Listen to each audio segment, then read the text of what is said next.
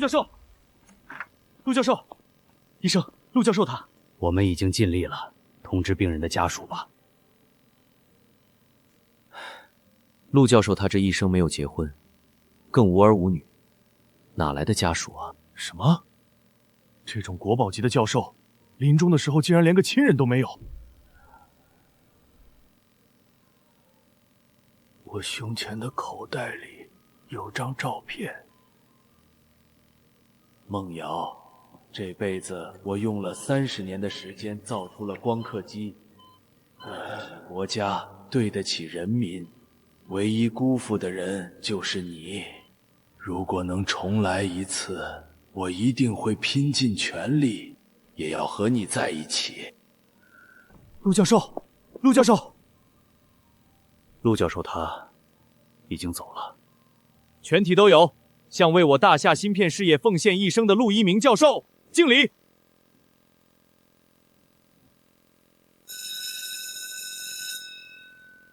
2025年研究生考试现在正式开始。醒醒醒醒！这是考场，不是你睡觉的地方。要睡你回家睡去。这是考研的考场，我重生了。我想起来了，上一世我就是因为这场考试失利，没有考上研究生，所以才被梦瑶她的父母强行将我们拆散的。梦瑶，等着我，这一次我一定会考上一所满意的大学，弥补我们上一世的遗憾。完了，考研的这些知识已经太多年没有接触过了，完全不会啊，怎么办？唉，只能用这个办法了。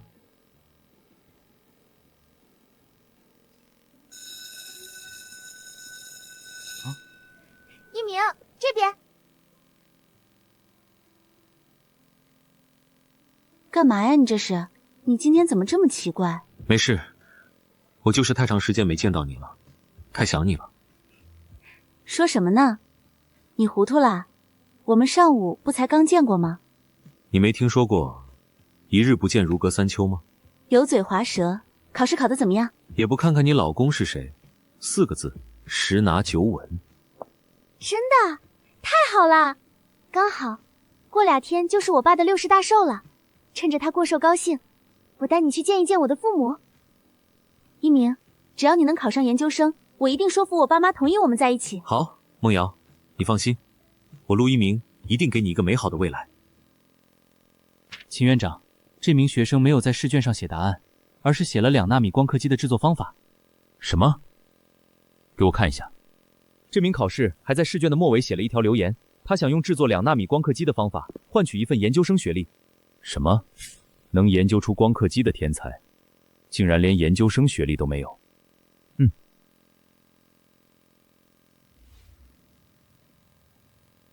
马上找人验证这张试卷，如果他的方法真的可靠的话，别说是研究生学历，我院长这个位置给他当都行。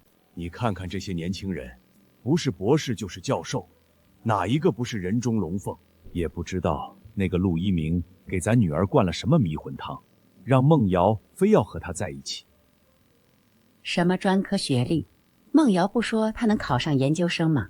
一个破大专出来的废物，还想考研晋升？我看他就不是做学术的那块料。我已经跟咱女儿说了，如果这小子考不上研究生，我是无论如何也不会让他跟梦瑶在一起的。叔叔，祝您生日快乐！刘氏集团祝李教授生日快乐，福如东海，寿比南山。小磊，你看你，来就来嘛，还带这么多礼物干嘛？哎，我来看叔叔阿姨，带点礼物不是应该的吗？我听说今天梦瑶她要带男朋友回来，我呢也追求了梦瑶这么多年了，就想来看看我这个竞争对手到底有多优秀。优秀？他优秀个屁呀！一个专科学历的毛头小子，也不知道怎么就给我女儿给迷成这样。什么？李梦瑶的男友竟然只有专科学历？真是不敢相信。我看他们马上就要分手了。就是。是啊，李家可是科研世家，书香门第，怎么会接受一个专科学历的女婿？叔叔，您没搞错吧？梦瑶她那么优秀，男朋友怎么会只有专科学历？哎，没搞错，就是专科学历。你说说我们李家都是搞学术的，我女儿更是年纪轻轻就当上了副教授，就这种废物怎么配得上我们李家？小磊啊，你刚从米国读完研究生回来，一会儿你可得帮我们劝劝梦瑶，只有你这样的高学历人才才配当我们李家的女婿吗？也不能这么说。梦瑶不是说她考上研究生了吗？还是有机会继续深造的。是吗？我听说今天研究生考试出成绩，也不知道她考上了什么学校。什么？研究生考试的成绩已经出了？是啊，梦瑶她没跟你们说吗？那个陆一鸣不会是没考上研究生吧？要是真考上了的话，早就应该跟您报喜了。这个王八蛋，竟然还敢骗我！叔叔，不是我说他坏话。这个陆一鸣要是真没考上研究生，他跟梦瑶交往的事儿，您可要慎重考虑了。你是知道的，连研究生都考不上的话，他可是连咱们学术界的门槛都够不着啊，怎么配得上梦瑶她这么年轻的副教授呢？爸妈，介绍一下，这是我男朋友陆一鸣。你还有脸带这个废物过来？赶紧让他给我滚出去，有多远滚多远！爸，你这是干嘛呀？不是说好了，一鸣他考上研究生，你就同意我们交往的吗？他考上了个屁！我问你，今天研究生考试的成绩已经出来了，你为什么不跟我说？是不是这个废物连研究生都考不上？您消消气，叔叔。我的成绩到现在都没有下来，是因为我的研究生学位比较特殊，需要走特殊人才录取通道。笑死我了，还特殊人才录取通道？你知不知道研究生特招有多严格？那是需要对国家做出重大贡献的。就你这样的废物，你能做什么贡献啊？刘磊，你怎么在这里？是不是你跟我爸说一鸣的坏话了？他的坏话还需要我说吗？能力不行，还满嘴谎话。特殊人才录取通道，简直让人笑掉大牙。你信不信由你，估计过一会儿就会有各大院校的人联系我了。秦院长，验证结果出来了，快给我看看。经过我们科研人员的验证，这张试卷上的2纳米光刻机制作方法完全正确可行。好，好，好，看来我们大夏真出了一位天才啊！对了，他提了什么要求来着？他想要一个研究生学位。马上通知全国各大高校的校长，全部都亲自去邀请陆一鸣加入他们学校。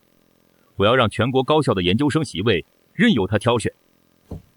明白。你个废物，能不能别吹牛了？还全国院校都来邀请你，你到底考没考过研究生啊？考研是只能报考一家大学的，就算你考了满分，也不可能让全国的院校都来邀请你啊。就是，我们在座的各位可都是学术界的翘楚，你这么拙劣的谎话骗骗普通人也就算了，还想骗过我们？没错，我就在一所高校任职，我可没听说过我们学校有什么特殊人才录取通道。真是没想到，在科研界赫赫有名的李家，竟然找了一个骗子女婿。你看看你给我找的好女婿，满嘴谎话，连撒谎都不会撒。爸，我相信一鸣，万一他说的都是真的呢？叔叔，请你相信我一次，一般的考生确实只能报考一个学校，但是我是个例外，我对国家做出的贡献实在是太大了，所以我能破格收到全国各大院校的邀请。切，都到这个时候了，你怎么还在嘴硬啊？承认自己是个连研究生都考不上的废物，有那么难吗？好，那你说，你做出了什么重大贡献，能让全国的高校都邀请你去读研？因为我研究出了纳米级别的光刻机。你说什么？你再说一次。我说我研究了纳米级别的光刻机。我没听错吧？他说他造出了光刻机，这光刻机可是制造业的高端设备啊，全球都没有几台。他说他造出来了。他这种学历只有专科的人，估计是在网上随便听到个词，就敢在这里信口开河了。这真是我听过最好笑的笑话了。你个废物怎么敢张口就来的啊？你知不知道光刻机是什么东西啊？我当然知道，这个世界上应该没有人比我更了解光刻机了。陆一鸣，纳米级别的光刻机可是我们大夏好几代科学家都没有研究出来的东西。你是说你一个专科生靠自己独立研究出来了？你当我们大夏学术界的这些人是吃干饭的吗？没错，就凭我一个人。一派胡言！我看你是彻底疯了。秦院，清北的校长已经到陆一鸣的家里了，但是并没有找到陆一鸣。帝都大学的校长已经去过他的学校了，也没有找到他。这个陆一鸣，到底还能去哪里呢？手机卫星信号定位到了没有？找到了，卫星信号定位显示，陆一鸣在江城大酒店。江城大酒店，那不是李金瑞教授的寿宴吗？立刻让各大高校的校长赶往江城大酒店。另外，给我准备专机，我要亲自见一见这位天才。明白。陆一鸣，想要研究出纳米级别的光刻机，需要最尖端的实验室和多次的试错实验。你个废物进过实验室吗？我确实没进过实验室，所以我并没有制作出实体。但是我已经将纳米光刻机的制作方法写在我的研究报告上了。够了！之前我一直以为你只是智商不够，所以考不上研究生。现在我才发现你这个人品行也有问题。小小年纪就满嘴谎言，信口开河，我是不会让我女儿和你在一起的。你给我滚，滚出我家！爸，你干嘛？你还敢护住这个骗子？我相信一鸣。都这个时候，你还相信他？我看你也糊涂了。梦瑶，只要你跟这个废物分手，跟我在一起，我们柳氏集团愿意每年出1个亿的资金给厉家作为科研经费。刘磊，有几个臭钱就了不起了吗？你满身的铜臭味只会让我觉得恶心。想让我跟你在一起，下辈子吧。李梦瑶，今天你要不然跟他分手，跟刘磊在一起，要不然就跟我们李家断绝关系。从此以后，我就当没你这个女儿了。你们为什么就不能相信一鸣一次呢？你让我怎么相信他？我相信他会造光刻机，还是相信他会被全国的高校抢着特招录取？根据手机卫星定位，应该就是在这里吧。你就是陆一鸣吧？我是清北大学的校长，我是来专门邀请你来我们清北大学攻读研究生的。什么？你说你是谁？在下清北大学校长周志远，如假包换。什么？清北大学可是我大夏的顶级学府啊！这种学校的校长怎么会来咱们江城这个小地方？难道那个陆一鸣说的是真的？他真的被清北大学特殊录取了？滚滚滚！赶紧给我滚！刘磊，你想干什么？你是不是疯了？还清北大学的校长？切，说吧，这个废物花了多少钱请你来配合他演戏？你觉得我的身份是假的？不然呢？堂堂清北大学校长会为了他这样一个废物专程赶到江城？谁信啊？你问问他们信不信？我不信，这老头一看就是陆一鸣这个废物找来的演员。就是，你别说这老头演的还挺逼真的嘛。老东西，我不管这废物花了多少钱请你来演戏，现在马上给我滚出去，要不然就别怪我不客气了。一叶障目不见泰山，给我睁大你们的狗眼，好好看看，这是什么？清北大学校长周志远。哼，这假证做的还挺逼真的嘛。你干什么？刘磊，你是不是疯了？我疯了？我看是这个老不死的疯了！立刻给我滚蛋，否则我就要送你进去蹲监狱了。送我去蹲监狱，还真是好大的口气！你凭什么？就凭你伪造清北大学的证件，冒充清北大学的校长。你又不是清北大学的人，你怎么就这么敢肯定我是冒充的？我告诉你，我们江城刘家可是科研世家，与清北大学有多项研究类的合作，你还敢在我面前冒充清北大学的校长？老子只要给清北大学打个电话，就能马上把你这个废物送进监狱。哼，江城刘家，我还以为是谁，不过是跟在我们学校屁股后面混饭的一家小公司罢了。你说什么？马上停止我们学校与江城刘氏集团合作的所有科研项目，公开招标，寻找新的合作对象。都到这个时候敢跟我装？停止和刘氏集团的合作，你还真当自己是清北大学的校长了？是真是假，你很快就知道了。陆一鸣，你为了跟孟瑶结婚，还真是想尽了办法，找来了个这么敬业的演员。你们不是喜欢假冒吗？我让你们演个够！来人啊，把这2个人给我抓起来，送到执法局去。希望你不要后悔。后悔？我会后悔。我唯一后悔的事就是没有早点回国，让你这种废物有了趁虚而入、接近孟瑶的机会。刘磊，你闹够了没有？我告诉你，就算没有一鸣，我也绝对不会和你这种人在一起的。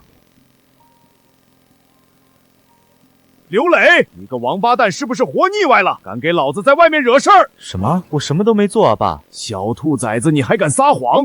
清北大学都给我打电话了，说你冒犯了清北大学的校长，要取消和我们刘氏集团的所有合作。我们窦家已经被你搞得要破产了。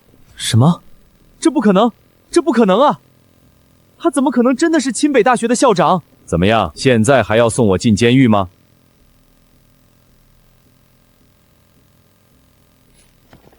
对不起，周校长，是我有眼不识泰山，没有认出您来。希望您大人不计小人过，不要跟我们刘家计较。什么？这个人竟然真的是清北大学的校长？那还能有假？你没看刘磊都跪在地上道歉了吗？整个江城有谁能让刘家的人跪下道歉？真是不敢相信，堂堂清北大学的校长竟然会出现在江城。行了，起来吧。我这次来是为了邀请陆一鸣来我们清北提出大学攻读研究生，没时间跟你这种人一般计较。周校长，您刚才说您要邀请陆一鸣到清北大学攻读研究生？没错，只要陆一鸣同意，我立刻就给他办理入学手续。周校长，你们搞错了吧？那个陆一鸣就是个普通专科的学生啊，他连研究生考试都通过不了，怎么可能会被清北大学邀请？什么？专科的学生？难道是我搞错了？肯定是你搞错了啊！周校长，一定是重名了。能被清北大学邀请的陆一鸣，一定是另有其人。清北大学怎么会要接受一名只有专科的学生啊？一定是搞错了。那如果我说周校长他找的人就是我呢？你个废物，给我闭嘴！怪不知道你那么肯定你能考上研究生，你早就知道有跟你同名的人考上了研究生，想要冒名顶替是吧？周校长，你来邀请我加入清北大学，是为了我手里的光刻机制作方法，没错吧？没错，我这次来的任务就是邀请光刻机的发明者陆一鸣加入我们清北大学。这么说来，我没有搞错。什么？我没听错吧？那个陆一鸣竟然真的研究出了光刻机？这个废物竟然真的研究出了光刻机，这怎么可能？这是真的吗？你真的做到了，我就知道相信你没有错。当然是真的。还记得我发过的誓吗？我一定会给你一个美好的未来。陆先生，加入我们清北大学吧。只要你在我们学校攻读研究生，我可以给你单独申请一间实验室和每年不支于1个亿的科研经费。1个亿的科研经费，这可是教授级别的人物都没有的待遇啊！这清北大学果然大方，随随便便出手就是1个亿。我考虑了一下。一鸣，这还考虑什么呢？那可是清北大学啊！不能答应他。那不是帝都大学的校长宋国强吗？他怎么也来了？不会也是为了这个陆一鸣来的吧？陆先生，只要你愿意加入我们帝都大学，我愿意出每年2个亿的科研经费，再附加一套在帝都的豪宅别墅。一鸣，我不是在做梦吧？帝都大学的校长竟然也来亲自邀请你了。不是在做梦，现在我终于有资格能娶你了。宋国强，你们帝都大学抢人是吧？陆先生，他出的条件我们清北大学也能办到。我们清北大学愿意拿出1年3个亿的研究资金，人才难遇。我今天就跟你们清北大学抢人，怎么了？我出4个亿，我出5个亿，外加清北大学教授的职位。什么？教授，我在国外留学镀金了这么多年，也才只混到一个副教授的职位。他凭什么能当清北大学的教授？就凭他能眼妖出2纳米级别的光刻机，你有意见吗？我真是让这个废物走了狗屎运。陆先生，如果您愿意加入我们帝都大学的话，我们也能给到教授的职位，其他要求你随便提。为了拉拢陆一鸣，竟然连教授的职业都拿出来了。威廉先生，请您看一下这份试卷，我相信你一定会感兴趣的。这是什么？光刻机的制作方法？这份试卷是谁写的？是一位大夏的学生写的，目前他正在被多所大学争抢。这个人所写的光刻机理论完全正确，甚至比我们的理论更加先进。大夏怎么会出现这种芯片天才？马上安排专机赶往大夏。如果让这种人才留在大夏，未来对我们一定后患无穷。老周，你听我说，只要你把陆一鸣让给我，别的要求你随便提。不行，其他学生你想要谁我都可以给你，唯独就这个陆一鸣，我一定不能让给你。你说你这人怎么就这么犟呢？周校长、宋校长，我觉得还是让一鸣他亲自来选择吧。对，陆先生，你来说，你想去哪所学校？我想去……等一下，2位校长，你们不能录取陆一鸣。为什么？你不要在这里给我添乱，否则的话，你们刘家别再想拿到和我清北大学的任何合作。 2位校长，请你们相信我，因为陆一鸣那份写着光刻机制作方法的试卷是抄袭的、造假的。啊！刘磊，饭可以乱吃，话可不能乱说。你凭什么说陆一鸣的试卷是抄袭的？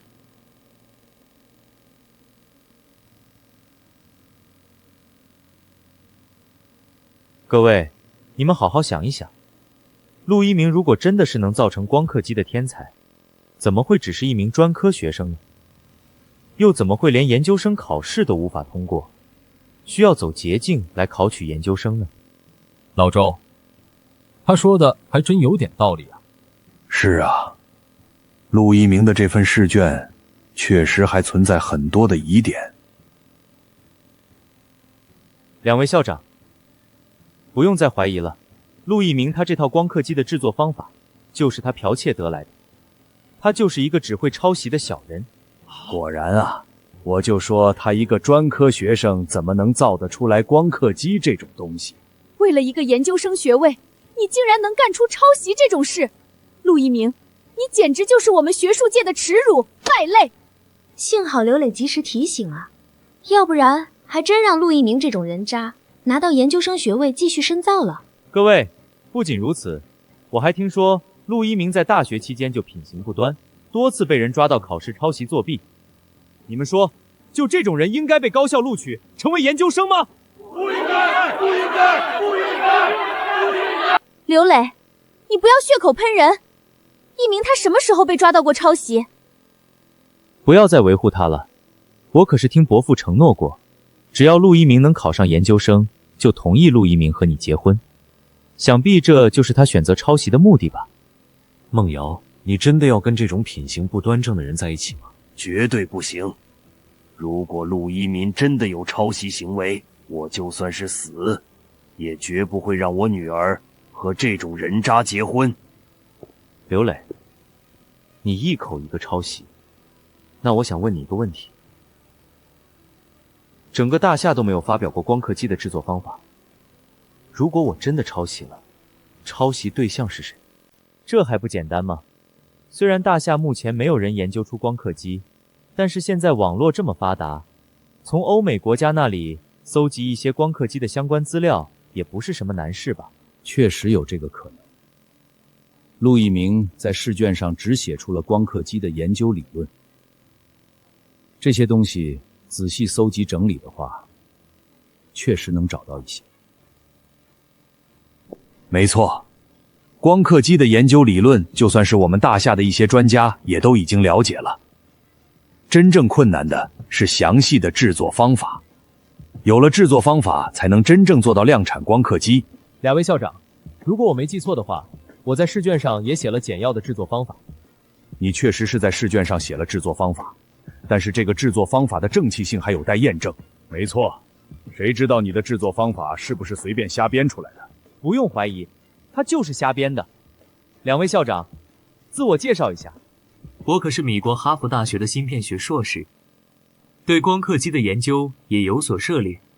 以我一个专业人士的眼光来看，陆一鸣在这份试卷上写的光刻机制造方法完全就是一派胡言。那如果我说我已经根据我的研究方法制作出一台光刻机了呢？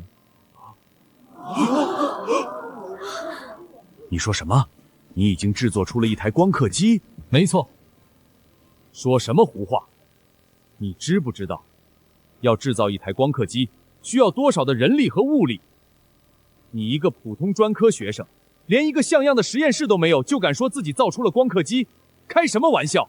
就是，光刻机要是真的这么简单就能被做出来，我大夏还至于被米国卡了几十年的脖子？你当我大夏的科学家都是吃干饭的吗？我看他是看自己抄袭的事情败露，已经彻底疯了，都开始说胡话了。你们之所以觉得我一个人就能造出光刻机是天方夜谭，是因为你们所了解的光刻机制作方法完全就是错误。光刻机的制作根本就没有那么难。你的意思是说，全世界对光刻机的理解是错误的？没错。开什么玩笑！你知不知道，目前全世界最先进的光刻机技术全部来自于米国？你一个连研究生都考不上的废物，怎么敢质疑米国伟大的光刻机科技？为什么不能质疑？马上，全世界就都要知道，米国人都无法做到的低成本批量生产光刻机的技术，我们大夏做到了。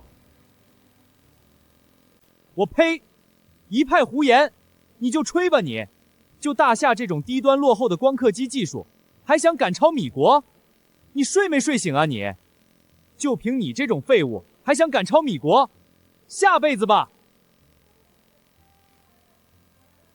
你知不知道为什么我们大夏的光刻机技术发展一直停滞不前？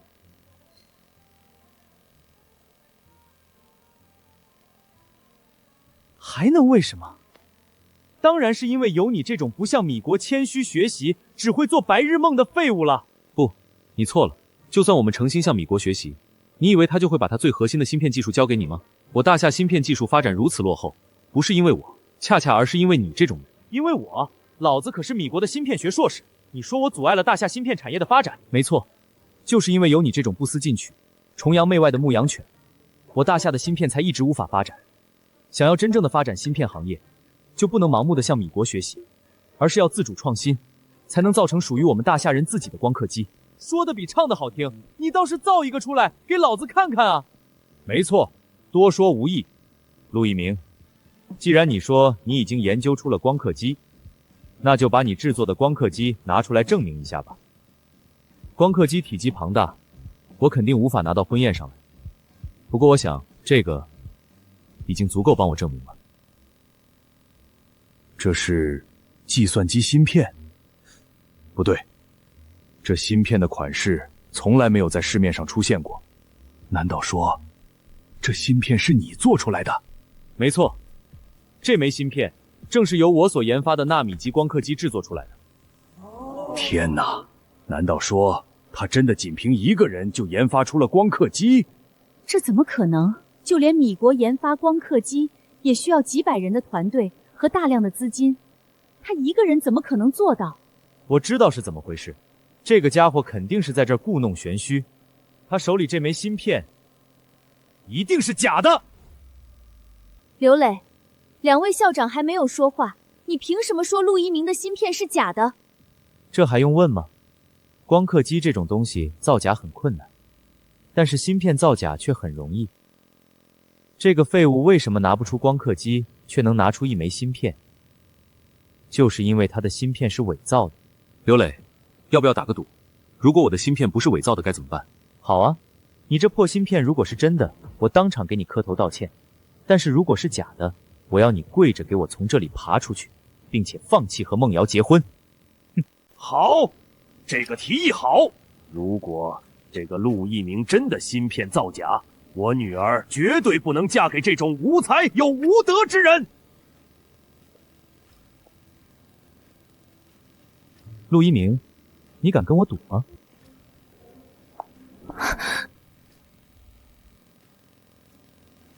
梦瑶，你愿意相信我吗？一鸣，我相信你。好，我跟你赌。周校长，麻烦您调一台计算机过来，测试一下我这枚芯片。好，我这就安排。没什么问题的话，开始测试吧。废物东西，我倒要看看你还能装多久。不知道怎么样才能证明我这枚芯片没有造假？这都不知道，你还敢吹嘘自己造出了光刻机？这芯片是一台电脑的核心部件，没有芯片的电脑就是一堆废铜炼铁。只有让这台电脑正常运行，才能证明你的芯片没有问题。道理我自然是懂的，我只是怕测试成功后你不认账罢了。接下来就是见证奇迹的时刻。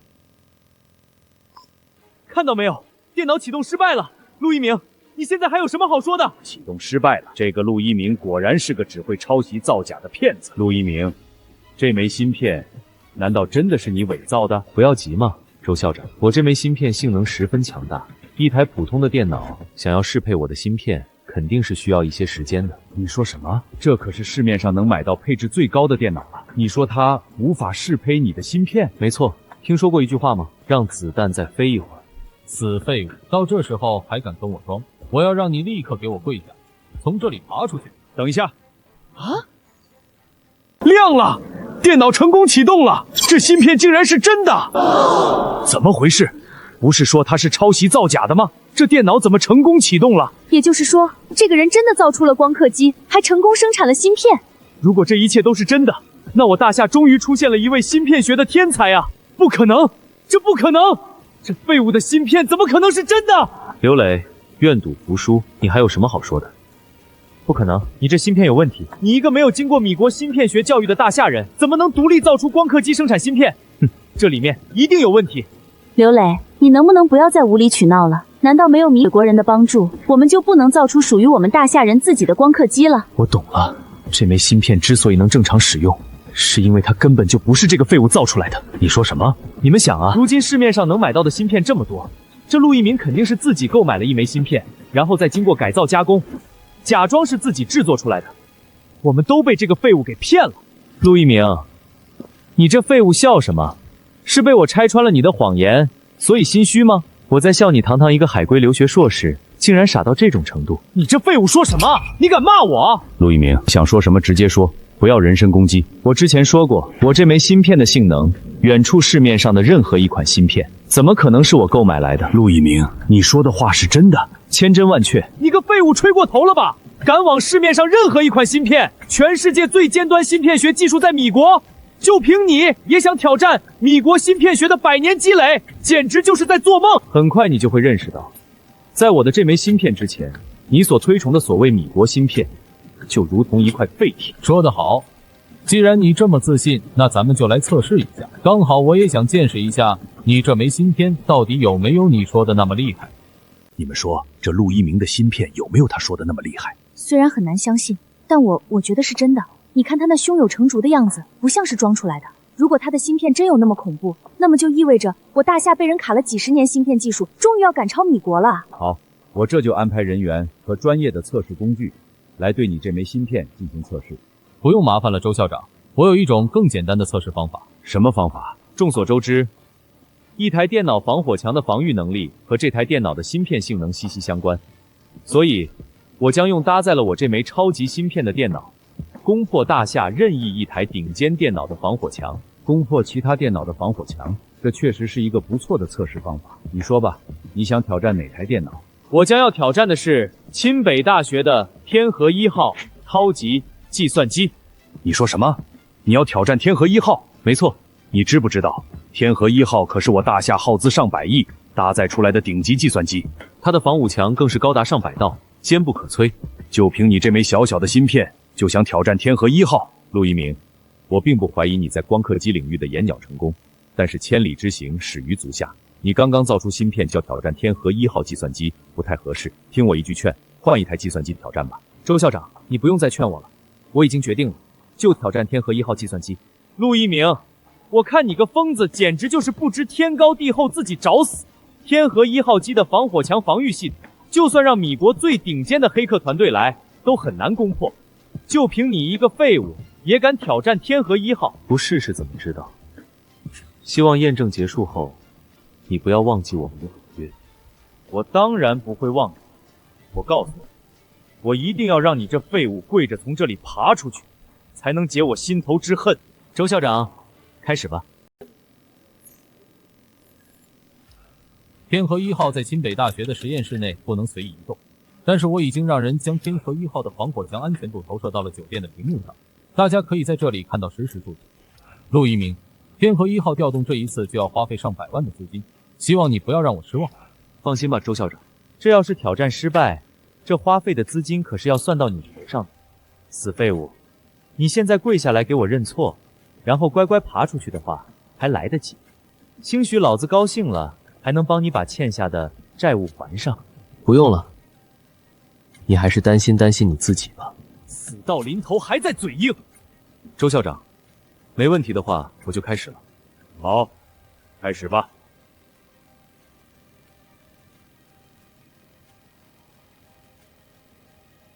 你们说，这陆一鸣能挑战成功吗？唉，现在的年轻人就是不知道天高地厚，我估计他这次要挑战失败了。不会的，我相信一鸣，他是个诚实的人，之前从来没有骗过我，这次也不会。这做人呢，最重要的还是要有自知之明。就算造出了光刻机又怎么样？敢挑战我大夏最顶级的天河1号计算机，不还是死路一条？一鸣，你可千万不要让我失望啊！这都多久了，一点进展都没有。老宋，天河1号可是有着上百道防火墙，没那么容易攻克，再给他点时间吧。老周，你我都是懂计算机、懂芯片的人，不必再帮他拖延时间了。如果他这枚芯片真的像他和说的那样性能强悍，怎么会连1%的防火墙都攻破不了？唉，还是太年轻、太浮躁了。宣布他挑战失败吧。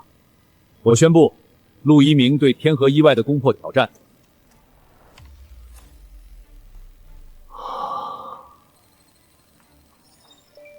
等一下，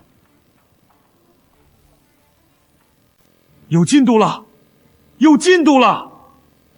这小子竟然真的凭借一枚小小的芯片，就攻破了天河1号的防火墙！不敢相信，这简直就是奇迹！看来我大夏真的出了一位芯片天才。太好了，一鸣，我就知道你一定可以的。天哪，他竟然真的成功了！他竟然真的攻破了天河1号！都给我闭嘴！你们都在那儿激动什么呢？他才仅仅攻破了1%，还有99%没有攻破呢！这有什么好吹嘘的？刘磊，你不要在这里无理取闹了。天河1号的上百道防火墙，哪怕是仅仅攻破了1%，都足以证明陆一鸣的这枚芯片性能有多强悍。没错，市面上任何一款芯片都无法达到这攻破天河1号1%的效果。我想这个成绩已经足够证明这枚芯片是由陆一鸣独立创造出来的，没有任何的作假成分。跟我有什么关系？这个废物可是亲口说他要彻底攻克天河1号计算机的。我告诉你，今天哪怕是只剩下1%的进度没有攻破，我都一定要让这个废物给我跪在地上从这里爬出去！我看你敢！别着急，谁告诉你我的芯片只能攻破1%的进度了？我没看错吧？攻破进度竟然还在涨，90%、80%！天河1号的防火墙进度只剩下80%了，进度竟然还在涨，难道这都还没有达到这枚芯片的极限性能吗？这小小的一枚芯片里，到底是蕴含了多恐怖的能量啊！周校长，天河1号的防火墙只剩下70%了，按照这个速度下去，真的有被攻破的危险。看来陆一鸣在芯片领域的天赋，比我想象的还要恐怖。不过，我们清北大学耗资100亿造出来的天河1号，也不是这么容易就被攻克的。我倒要看看他这枚芯片的极限到底在哪儿。老周，你快别卖关子了，赶紧下命令吧！停止天河1号的所有实验工作，将计算机的所有算力都集中到防御系统上，抵御攻击。这可是这台计算机从投入使用之后第一次停止工作，集中防御自己的防火墙。陆一鸣这枚芯片究竟是给了天河1号多少的压力啊？就连米国最顶尖的黑客都没有让咱们的天河1号集中防御过。陆一鸣的这枚芯片已经在创造了历史了。计算机在集中防御后，防火墙的防御系数将提高几十上百倍。你的这枚芯片应该已经测试出它的极限了。别灰心，你是我见过在芯片方面最有天分的人了。相信只要你坚持研究，总有一天能凭借自己的芯片攻破天河1号的防御的。没错，天河1号可是由上万枚顶尖的芯片共同组成的超级计算机，你仅凭一枚芯片就能将它的防火墙攻破到如此程度，已经很厉害了。周校长、宋校长，谢谢你们的安慰。不过，我觉得我这枚芯片的极限还远不止于此。你说什么？忘了告诉你了，我这枚芯片还有一个特性，那就是遇强则强。动了，数据又动了。我说过要攻破天河1号的防伪墙，就一定能做到。不可能，开启集中防御的天河1号可是有上百倍的防御系数啊，怎么可能还会被攻击成功？简直不敢相信，我这不会是在做梦吧？不可能！开启集中防御的天河1号的防火墙，就连米国最顶尖的芯片都无法攻破。他这个废物的破烂芯片是怎么做到的？我不相信！说，是不是你个老不死的包庇他，帮他降低了天河1号的攻克难度？我周志远行得端，坐得正，绝对不会包庇任何人。刘雷，我劝你接受现实吧。从这陆一鸣这一枚小小的芯片来看，大夏的芯片技术已经赶超米国了。天哪，数据还要再变！天河1号的防火墙只剩下30%了。难道他真的要单凭一枚芯片就要一举攻破天河1号的防火墙了？开什么玩笑！那可是开启集中防御的天河1号啊！数据停止变化了，看来这枚芯片的性能终于是到达极限了。可惜呀，天河1号在最后还是守住了最后一部分防火墙。不过这枚芯片所展现的恐怖性能已经超乎我们所有人的预料。可惜呀，太可惜了。我还以为真的能看到天河1号的防火墙被攻克这种奇迹呢。一鸣，别灰心，你已经证明自己了，我相信你总有攻破它的一天的。不用担心我，好戏才刚刚开始呢。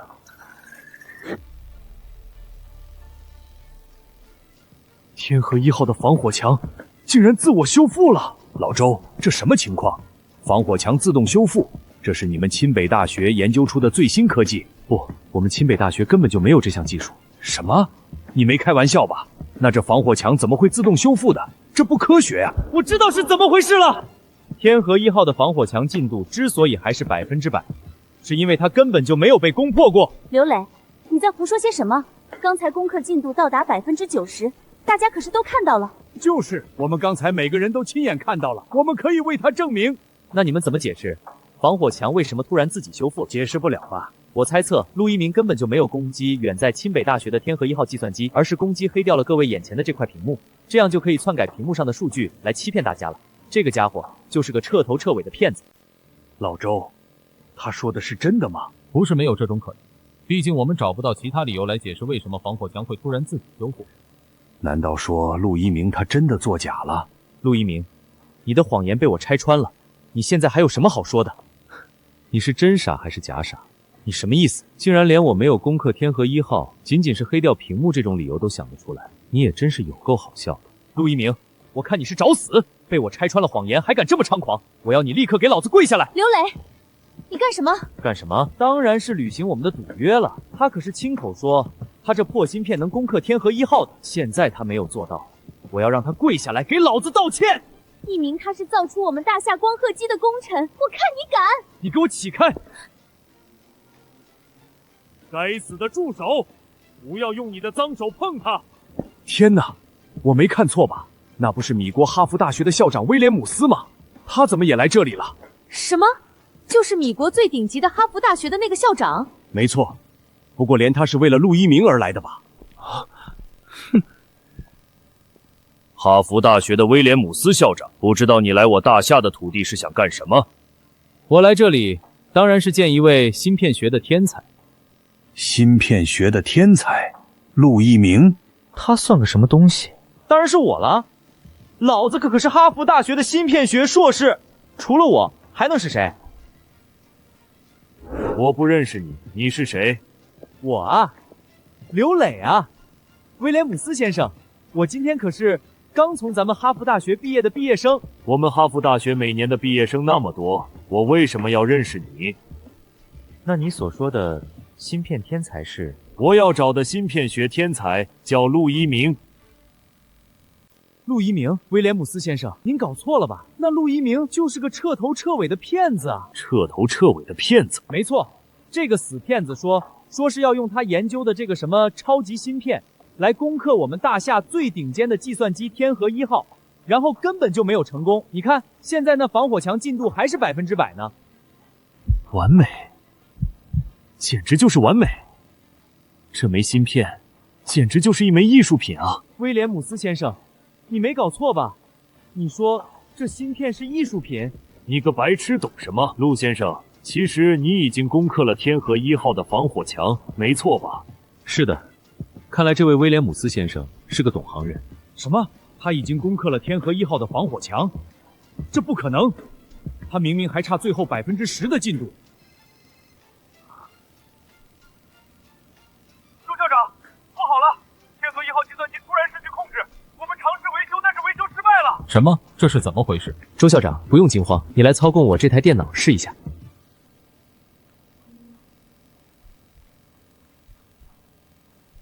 这台电脑竟然可以在千里之外操控天河1号计算机？什么？我没听错吧？这台电脑可以操控天河1号？那不就意味着他成功攻破了天河1号计算机的防火墙？陆一鸣，这究竟是怎么一回事？其实很简单，之前在攻克天河1号防火墙仅剩10%的时候，我的这枚超级芯片选择了一种隐秘进攻的方式，绕开了天河1号的防火墙。隐秘进攻？这种进攻方式可是要比直接进攻需要花费芯片10倍以上的算力。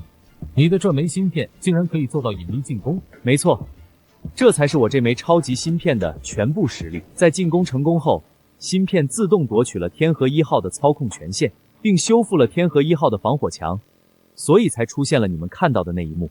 真是没想到，集我整个大夏的力量，花费了上百亿资金建造的天河1号计算机，竟然真的会输给一枚小小的芯片，真是长江后浪推前浪啊！两位校长，现在可以证明我研究出了纳米级的光刻机了吧？够证明了，太够证明了。那么现在就到了履行赌约的时刻。你个废物，看我干什么？刘磊，之前的赌约咱们可是说好了，如果证明我这枚芯片是真的，你要跪下来给我道歉。你一个专科的杂碎，只不过运气好点，造出个什么破芯片，想让我一个堂堂哈佛大学的硕士来给你下跪道歉？刘磊，陆一鸣可是我大夏芯片发展的功臣，更是造出了我大夏第一台光刻机。你屡次侮辱谩骂我大夏功勋，还不知罪？赶紧跪下来，给陆一鸣道歉认错。还芯片功勋，我呸！想让老子道歉认错，没门儿！刘磊，如果你不履行赌约，给陆先生下跪认错，那么我将取消你哈佛大学的硕士学位。什么？您帮着他一个大夏人干什么？我才是咱们哈佛大学毕业的学生啊！有你这种人，简直就是损害我们哈佛大学的声誉。我们哈佛大学不需要你这种人品败坏的学生。你道不道歉？行，我服了。陆一鸣，我算你厉害。对不起，我错了。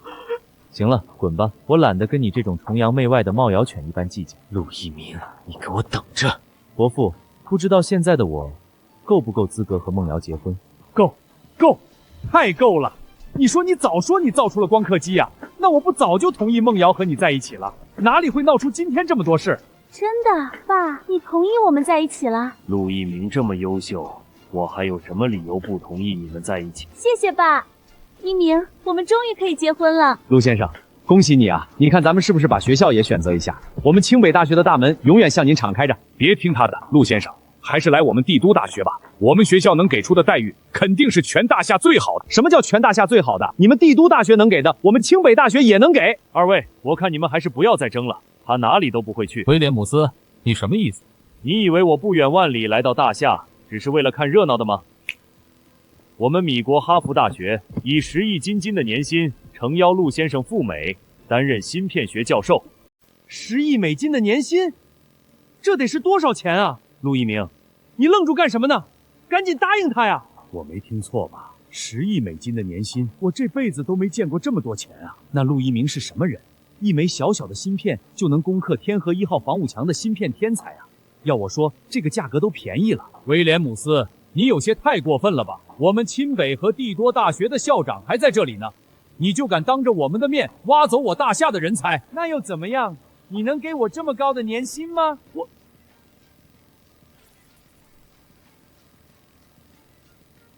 这个世界，金钱才是净道理，你还不明白吗？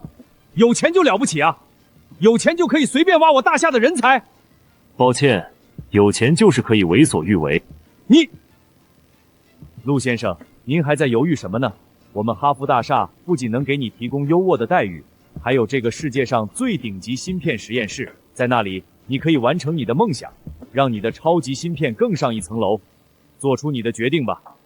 一鸣，你不能答应他。李梦瑶，你说什么胡话呢？那可是要跟你结婚的男朋友啊！你竟然劝他放弃10亿美金年薪，你知不知道这结婚以后这些钱可都是你的啊！你是在担心陆于米国以后会跟你分居2地吗？我可以安排你还有你的家陆先生一起移居米国，你和你父亲都可以获得我们哈佛大学的教授职位和优渥的待遇。真的？我也能去哈佛大学当教授？没错，除此之外，我还将提供100万美金的年薪和一栋豪华别墅给您和您的家人们居住。太好了，就这么定了。陆一鸣，还等什么呢？赶紧答应威廉姆斯先生。不行，这位女士，你还有什么要求，我们也都可以满足。我们大夏这么多年来，就是因为没有自己的光刻机，造不出自己的芯片，才会被你们米国一直欺压。现在我们好不容易出了一个能光刻机的人才，你们米国公竟然想要把他挖走。我担心的并不是会与陆一鸣分居2地，而是担心他的研究在将来的某一天会变成射向我们大夏人民的子弹。说得好，没想到一个女生竟然能有如此高的觉悟，真是难得可贵。陆一鸣，你女朋友说的没错，为什么米国人会出这么高的价格挖你？就是因为他害怕我们大夏的芯片技术崛起，抢占了他芯片霸主的地位。你可千万不能上他的当啊！不，科学是没有国界的。他们一口一个我们米国人挖他们的人才，难道不是因为他们给不起那么高的薪酬吗？陆先生，这完全就是在道德绑架你。说的没错，什么狗屁大夏芯片的崛起，不过是想用低价钱留住你的借口罢了。陆一鸣，不要犹豫了，马上答应威廉姆斯先生，咱们一起前往米国。你还在想什么呢？赶紧答应他呀！一鸣，不能答应。你给我闭嘴，胳膊肘往外拐的赔钱货。陆一鸣，我告诉你，你要是拒绝了威廉姆斯先生的要求，你就别想娶我女儿，我死都不会让他和你这个蠢货结婚的。其实我的心里早就有了答案了。恭喜你，陆先生，看来你做出了一个明智的选择。你看看他那见钱眼开的样子，真是让人恶心。刚才还在道貌岸然的斥责是崇洋媚外的牧羊犬，结果自己转头就答应了米国人的邀请。陆先生，在这份合同上签字后，你就正式加入我们哈佛大学了。一鸣，不能签。你给我闭嘴！你自己不想去米国，不要耽误我去米国发财。我怎么就生了你这么个败家女儿？10亿的年薪，你们米国人果然是财大气粗啊！这个条件一般人真的很难抗拒。这个待遇只是开始，如果您能帮我们米国的芯片技术提升到更高的水平，我们还会给你额外的奖励。可惜，你们米国人的钱，我陆一鸣不稀罕。陆先生，你在跟我开玩笑吗？如果你觉得10亿美金年薪的这个待遇不够的话，我们可以再谈一谈。别白费力气了，无论你们给我多少钱，我都不会去米国的。为什么？他们大夏人能给你多少钱？连我们米国给的1/10都没有。你要为了这点钱留在大夏？这不是钱的问题，我们大夏人对祖国的热爱，是你这种满身铜气味只认钱的米国人这辈子都不会懂的。我之所以研究光刻机，就是为了发展我大夏的芯片行业，为我大夏的科技腾飞插上一双翅膀。什么狗屁大夏？科学是没有国界的。你这个蠢货知不知道自己刚才放弃了什么？我再给你一次机会，立刻签订合同跟我回米国，之前我承诺的待遇全部翻倍。威廉姆斯先生，你说科学无国界，但是科学家是有国界的。我要将我的光刻机和超级芯片留在大夏。太好了，一鸣，你果然没有让我失望。你以为我陆一鸣像是那种卖国求荣的人吗？陆一鸣，感谢你选择留在大夏，我果然没有看错你。英雄出少年呐，有这么优秀的青年科学家，咱们大学必将崛起。屹立于世界之巅呐！蠢货，白痴！你一个低贱的大夏人，竟然敢拒绝我！陆一鸣，我会让你后悔的！威廉姆斯，我不怕你，因为我知道我们大夏的科技即将崛起，我们再也不是从前那个任由你们米国人欺压的大夏了。个废物，给我闭嘴！知不知道你拒绝了什么？我很清楚我拒绝了什么。陆一鸣，老子的发财梦被你彻底毁了！我告诉你，你永远都不要想再见到我的女儿，更别想跟她结婚。走，跟我回家。我不回去，我要跟一鸣在一起。如果你不同意我们之前的婚事，那我就跟你绝父女关系。你说什么？你要跟我断绝父女关系？没错，如果你还这般执迷不悟的话，你就不配当我父亲。我看你是反了天了！我今天必须好好教育教育你。伯父，你冷静一下。梦瑶她不仅是你的女儿，更是一个独立的成年人，请你尊重她的选择。我冷静什么？你知不知道去了米国，我们一家全都能过上人上人的生活，现在全都被你毁了。陆先生，看来你所谓的爱国，不仅让你错失了巨额的财富，更是得罪了未来的岳父，真是愚蠢至极啊！为了过上人上人的生活，就要背叛自己的国家吗？李伯父，金钱固然很重要，但是比金钱更重要的是做人的底线。就是啊，爸，我跟一鸣留在大夏一样可以过得很好。我不想看你们背叛了自己的国家，去到米国，遭受所有大夏人的谩骂，遗臭万年。米国是很美好，但是终究不是我们的家乡。伯父，你放心，我一定会用我的芯片技术，将咱们大夏建设得更加美好，终有一日赶超米国的。说得好，秦院长，您怎么来了？我要是再晚来一会，咱们大夏的芯片天才都要被米国佬挖走了。秦院长不用担心，陆一鸣他意志坚定，在米国人的高薪诱惑下，都能坚守住自己的底线。反倒是某些我们大夏科研院的人，却一心向往着米国。面对如此米国人如此丰厚的待遇，能抵抗住诱惑的终究是少数，否则我们大夏也不会被米国人挖走那么多的人才了。不过越是这样，越显得能抵抗住诱惑的人难得可贵。你就是陆一鸣。你好，秦院长。好小子，年纪轻轻就搞出了光刻机，还把天河1号都拿下了。我代表国家感谢你为大夏科技做出的贡献。不客气，秦院长。建设大夏，帮助大夏经济横黑，是我一直以来的愿望。好，我果然没有看错你。你放心，我们大夏虽然没有米国那样强大的经济实力，但是也绝对不会亏待人才。陆一鸣，是我以大夏科研院院长的身份，授予你大夏科研院教授的职位，主攻光刻机与芯片方向，年薪1个亿。感谢秦院长，我一定不辜负您的期望。至于你，我们大夏的土地上不欢迎你这样挖墙脚的人，请你立刻离开。我来你们大夏是为了学术交流，你不能干涉我。学术交流？我看是学术窃取吧。陆先生的研究成果属于大夏，你想用钱买走我们的核心技术，做梦！送客。威廉姆斯先生，陆一鸣，你们这些愚蠢的大夏人，很快就因为今天的决定后悔的。这群该死的大夏猪，敢拒绝我的邀请，简直就是敬酒不吃吃罚酒。威廉姆斯先生，我们要怎么办？看来只能提前开始我的计划了。威廉姆斯先生，请等一下。你是那个陆一鸣的死对头刘磊？是我，威廉姆斯先生。宴会上发生的事情我都已经听说了，如果你们想要报仇的话，我可以帮助你们。完了，全完了，我的米国梦。老头子，别执迷不悟了。陆一鸣是个人才，跟着他，梦瑶不会受苦的。爸，我选择一鸣，不仅因为我爱他，更因为他是大夏的骄傲。如果您真的是为了我好，就请祝福我们。我相信留在大夏，我们一样可以幸福的。伯父，我知道您担心梦瑶的未来，但请相信，我会用我的能力给她幸福，也会为大夏的科技奋斗终生。光刻机只是开始，未来我们会有更先进的技术，让大夏在芯片领域屹立世界之巅。罢了罢了，可能真的是我老糊涂了，只看到了眼前的利益，却丢掉了做人的底线。唉。陆一鸣，伯父，我女儿就交给你了。你要是敢欺负她，我可饶不了你。放心吧，伯父，我向您保证，绝对不会让梦瑶受到一点委屈。好，好，好，真是喜事一桩。陆先生、李小姐，我代表国家祝福你们。周志远在，帮陆先生准备婚宴现场。1周后，我要亲自为这对新人主持婚礼。厉梦瑶女士，你愿意嫁给陆一鸣先生吗？无论贫穷与富贵，都愿意支持他，不离不弃吗？我愿意。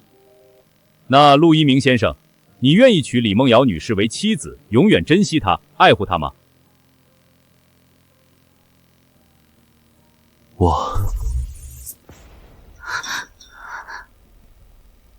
怎么回事？停电了！不应该呀，这江城地区已经10几年来没发生过停电事件了。不好了，秦院长！怎么回事？就在刚刚，米国的黑客联盟突然对我大厦的网络系统发起攻击，目前电力系统受损严重，全国都已经断电了。这群该死的米国佬，他们这是早就蓄谋已久了。没错，他们害怕我们的光刻机和超级芯片量产以后，在科技上赶超他们，就先下手为强，想用黑客团队来摧毁我大厦的网络和电力系统。我们的天河1号计算机呢？天河1号计算机的防护墙就在刚刚已经被攻破了。这绝对不是一起普通的黑客攻击事件，能让天河1号的防火墙都被这么轻松攻克，肯定需要大量的高端芯片。这背后一定有米国科学界的人士在推波助澜。猜得不错，威廉姆斯，果然是你。真是抱歉，我不是有意想攻击你们大厦的网络的，但是陆一鸣这样的芯片人才实在是太珍贵了，我绝对不能让他留在大厦。你想怎样？只要你们让陆一鸣跟我回米国，为我们米国效力，我将立刻停止对大厦网络系统的攻击。否则的话，再过几个小时，你们大厦的网络和电力系统就会彻底报废。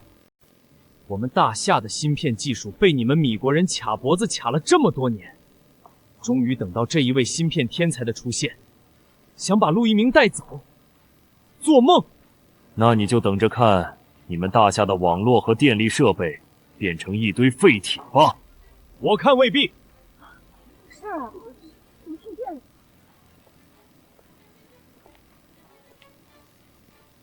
秦院长，麻烦你立刻帮我准备一台能连接芯片的电脑，还有发电机这些设备。好，我这就安排。你这是要……米国人想攻击我大厦的网络，问过我的超级芯片没有？一鸣，这真的可以吗？那可是米国最顶尖的黑客团队，再搭配上无数顶级的高端芯片啊！你这一枚芯片真的能防御住他们的攻击吗？理论上是可以的，不要忘了，我的超级芯片可是也攻克过天河1号防火墙的。好，我相信你。攻击已经暂时抵挡住了，我现在开始尝试修复网络防火墙。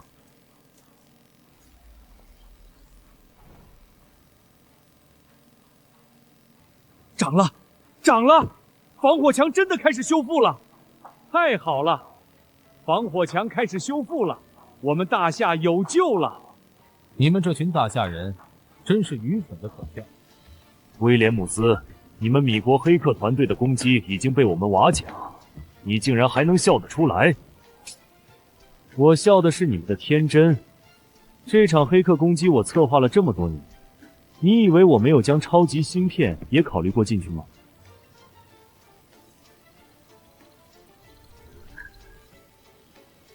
怎么回事？这修复进度怎么又下降了？一鸣，有办法解决吗？马上咱们的修复计划就有功亏一篑了啊！奇怪，对方的黑客团队竟然在短短一会儿的时间，就找到了抗衡我超级芯片的方法。他们好像对我的超级芯片十分了解。这不可能，超级芯片可是机密项目，美国人怎么会有超级芯片的资料？不错，我们确实有关于这枚超级芯片的资料。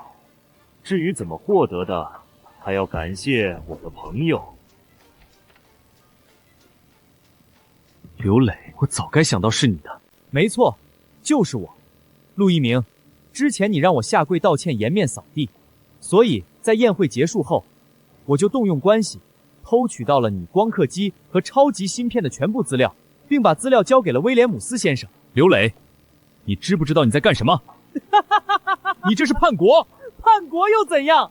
老子可是米国的海归硕士，你们这帮人不重用我，反而重用一个学历只有专科的废物，我早就应该帮米国人了。威廉姆斯先生已经给我承诺过了，只要我帮助他摧毁大夏的电力和网络系统，我们刘家就能举办移民到米国，享受数不尽的荣华富贵。警告！警告！防火墙修复即将失败！防火墙修复即将失败！防火墙修复要失败了，这下可怎么办啊？陆先生，考虑好了吗？只要你同意跟我回米国，我立刻让黑客团队停止攻击，否则的话，你们大夏的网络和电力系统就要彻底报废了。哼，你笑什么？我笑的是你们的愚蠢。你们以为偷到一点资料图纸，就能研究透我的超级芯片了吗？实话告诉你，我的超级芯片目前所发挥出的性能，仅仅是它全部性能的1%。一鸣，你说的是真的？千真万确。太好了！如果这枚芯片的性能能提升100倍，那么一定能防御住米国黑客团队的进攻。100倍的性能，陆一鸣，你牛皮吹大了吧？如果你想通过这种拙劣的谎言来吓住我的话，你可能要失望了。我有没有说谎？你们很快就会知道了。你这废物还敢在这里嘴硬！如果你的芯片真的能发挥出100倍的性能，为什么刚才没有成功修复防火墙？因为想要发挥出这枚芯片的最佳性能，需要极其庞大的电力支持。真是痴人说梦！一枚小小的芯片能需要多少的电力？连一台发动机都不够。陆一鸣，承认自己的失败吧，不要再找理由了。你给我闭嘴！一鸣，你说吧，需要多少电能？我立刻把全江城的发电机都给调过来。秦院长，全江城的发动机恐怕不够。什么？因为我需要的电能是100亿千瓦。我没有听错吧？100亿千瓦！你个废物，知不知道这个数字意味着什么？全江城一整个月的用电量也不过才50亿千瓦。陆一鸣，我看你是接受不了自己的失败，已经变得精神失常了。我不相信世界上有芯片竟然可能承受得住100亿千瓦的电能。一叶障目，不见泰山。你们两个井底之蛙，没有见过我超级芯片的恐怖，自然是不会相信我的话的。好，就算你说的是真的，你的芯片能承受100亿千瓦的电能，你在这小小的江城，去哪儿找如此庞大的电源呢？是啊，一鸣，别说现在是停电时期了，就算是正常时期，我也给你调集不来如此庞大的电能了。秦院长，不用担心，电源的问题我自己就能解决。你们听到没有？这个废物说他能解决100亿千瓦的电能问题，这真是我听过最好笑的笑话了。陆一鸣，你在做梦吗？就算你集结全大夏的发电厂一起发电，也不可能在短时间里凑足100亿千瓦的电能。传统的发电方式确实不行，但是如果我说我用核动力发电，就算是核动力发电也获得不了这么多的电能啊。等一下，难道说是可控核聚变？没错，就是可控核聚变。只要掌握了可控核聚变，电能只不过是一个取之不尽用之无暇的数字罢了。常规的核能发电是不可控的聚变，所使用的只有一小部分核能的能量，大部分能量都挥发浪费掉了。而可控核聚变就是对核能达到100%的利用率，理论上可以达到无限的能量。无限的能量？真的假的？这听起来完全就是天方夜谭呐！唉，说实话，我也不相信陆一鸣能研究出可控核聚变。但是这个时候只能死马当做活马医了。我没听错吧？可控核聚变？你弄个破芯片真当自己是天才了？全球研究了100年多的可控核聚变都没有丝毫进展，就凭你也想研究出来？陆一鸣，我承认你很有科研天赋，但是远水解不了近渴。你们大夏的网络和电力系统危在旦夕，你是想在这么短的时间内研究出可控核聚变吗？我不是想在这么短的时间内研究出可控核聚变，而是我已经研究出来了。什么？陆一鸣，你说你已经研究出可控核聚变了？没错。陆一鸣，现在可是大夏危机存亡的时候，你可不能在这个时候开玩笑啊！秦院长，我没有开玩笑，我陆一鸣用我自己的生命担保，我真的研究出了可控核聚变。好，我相信你，大夏的未来就交给你了。放心吧，秦院长，只要有我在，任何人都不能损害我们大夏的利益。演戏结束了吗？你们这群废物到底要演到什么时候？还是说你们真的相信他研究出了可控核聚变？刘雷，你给我闭嘴！不管陆一鸣他的可控核聚变能否成功，他都已经为了大夏拼尽全力了，不是你这个卖国求荣的牧羊犬能比的。光会吹牛就能拯救大夏了吗？他不是研究出可控核聚变了吗？那就拿出来让我看看啊！好，既然你这么想看，那我就满足你。本来想再改进一下达到完美，现在看来是来不及了，只能提前让你在这个世界上显示了。这就是我研究出可控核聚变的证明。陆一鸣，你是魔怔了吧？这不就是一块普通的电池吗？跟可控核聚变有什么关系？这可不是普通的电池，这是一块核动的电池，这里面的能量就算用上100年、1000年都不会发生衰减。核动力电池？你是说你把可控核聚变技术全部浓缩在这一块小小的电池里了？没错，就凭这一块核动力电池，就能产生上百亿千瓦的电能，为我的超级芯片供电。你糊弄谁呢？你以为随便找一块破电池来就能骗过我们啊？没错，按照人类目前的科技水平来看，将一整套可控核聚变浓缩进一块小小的电池，完全就是天方夜谭的笑话。我不相信。我不需要你们这群目光短浅的米国人相信，很快我会用事实向你们证明。好啊，这块电池要是真有你说的那么厉害，那你就证明给我们看看啊！我倒是要看看你这个骗子还能嘴硬多久。既然你这么想看的话，那就如你所愿。秦院长，麻烦您帮我把这块电池连接到酒店的电路中。好。这家酒店的电路与全江城的电路相连，一旦我的核动力电池成功启动，整个江城的电力都会瞬间恢复。你是说，这小小的一块电池能恢复整个江城的电力？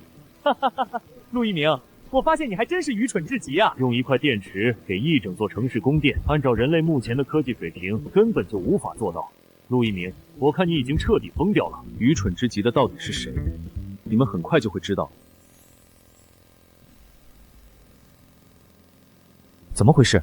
这才刚换上电池，酒店的灯光怎么就暗了？这还用想吗？当然是因为你们这群蠢货信了这个废物的话，把那个破电池接入酒店的电源了啊！真是一群愚蠢的大夏人！你们口中的核电电池连一个酒店的电都无法供应，何谈给整个江城供电？完了完了，这下连最后的希望也要破灭了吗？我就说这个陆一鸣不靠谱，怎么可能有人能把可控和聚变这么复杂的技术塞进这小小一块电池里嘛？别这么说，就算结果不尽如人意，陆一鸣他也是为了拯救大夏努力过了。一鸣，这是怎么一回事？你快给大家解释一下呀！大家不用惊慌，核动力电池是需要启动时间的，稍等一会儿，整个江城的电力都会恢复正常。都到这个时候了，你还在嘴硬吗？你们这群蠢货用脑子好好想想，市面上哪款电池需要这么久的启动时间？核动力电池发电需要和聚变一系列复杂的操作，自然跟市面上那些普通电池有所不同。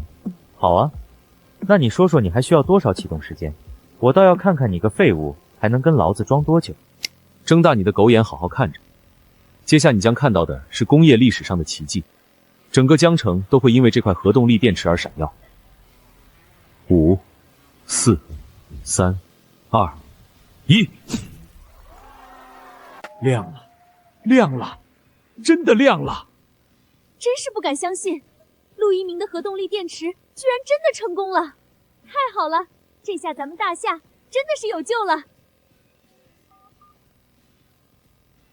报告秦院长，整个江城的供电系统已经全部恢复了。陆一鸣他没有说谎，他的核动力电池真的能为整个江城供电。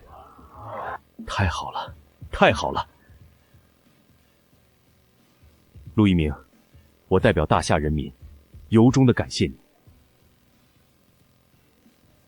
秦院言重了。不可能，这绝对不可能！可控核聚变是困扰世界科学家近100年的难题。怎么会被你一个大夏人破解？你到底是怎么做到的？威廉姆斯，不要再用你那老旧的眼光看待我们大夏了。从今天起，我们大夏的科技就开始崛起了。不可能！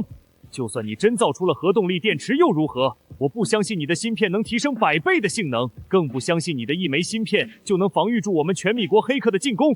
那我就让你好好见识见识。各位，接下来就是咱们大夏绝地反击的时刻。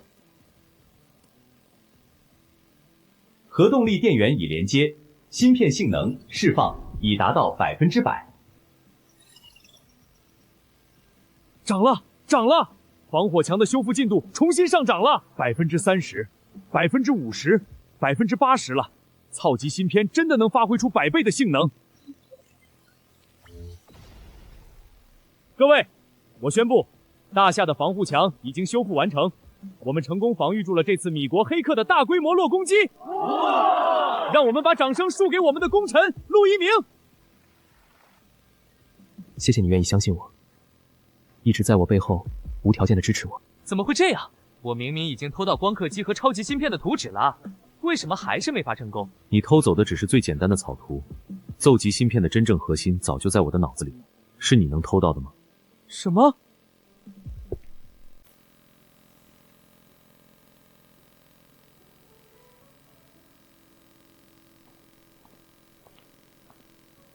还在看文件呢？都结婚3个月了，也不知道歇一歇。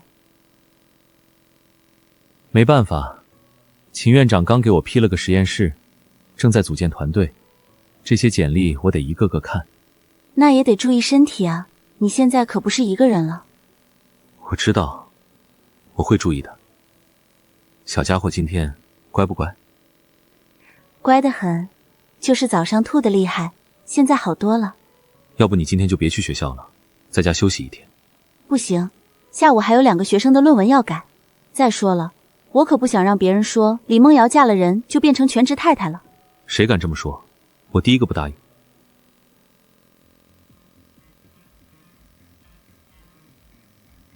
陆教授，你的团队组建的怎么样了？差不多了，我已经从全国各大高校筛选了20名顶尖人才，下周就可以正式入驻实验室。好啊，有了团队，你的光刻机技术就可以批量生产了。没错，只要能量产，我们大夏的芯片产业就能彻底摆脱对国外的依赖。陆教授，你先看看这个，这是米国的芯片联盟。没错，根据情报，米国联合了欧洲、日维、韩国等10几个国家，准备组建一个国际芯片联盟，全面封锁我们大夏的芯片产业。什么？他们这是要彻底断我们的路啊！这群米国佬果然没安好心。不仅仅是芯片成品，他们想封锁的是整个产业链，从原材料到设备，从技术到人才，全都封锁。没错，尤其是光刻机所需要的高纯度硅片、特种化学试剂、精密光学镜片，这些都是我们的短板。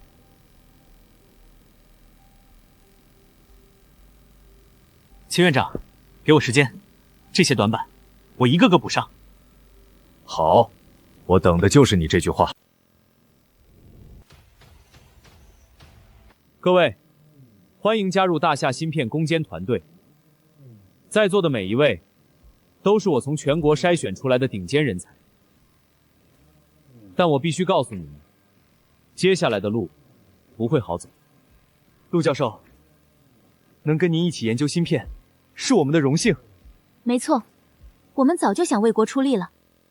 陆教授，这些领域我们大夏的底子太薄了，想要突破，恐怕需要很长时间。所以我们要换一条路走，这是我设想的全产业链替代方案。这是从零开始重建整个产业链。陆教授，这工作量也太大了。工程量再大也要做，我们不能永远被人卡脖子。从今天起，我们分成3个小组：材料组、设备组、工艺组。好，是，我亲自带队，3个月内我要看到突破。是。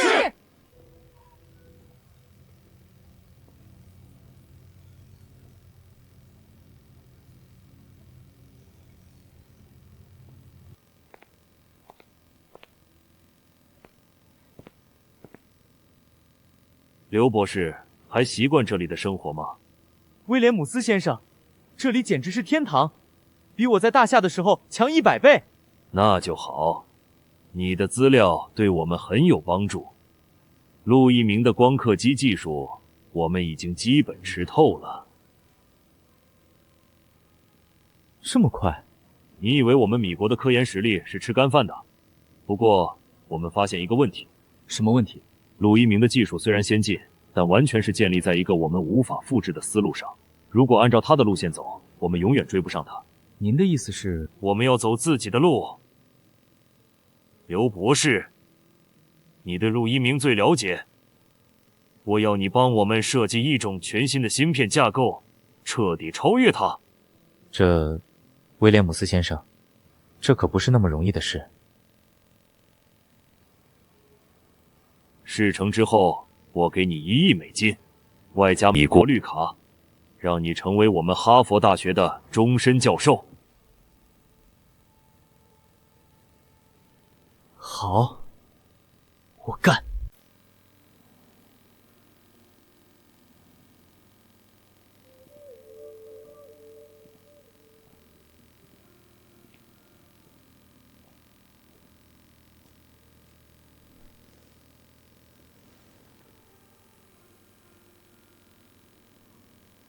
怎么了？有进展？陆教授，您怎么睡在这儿？都快12点了。没事，材料组的数据据分析出来了吗？出来了，但是结果不太理想。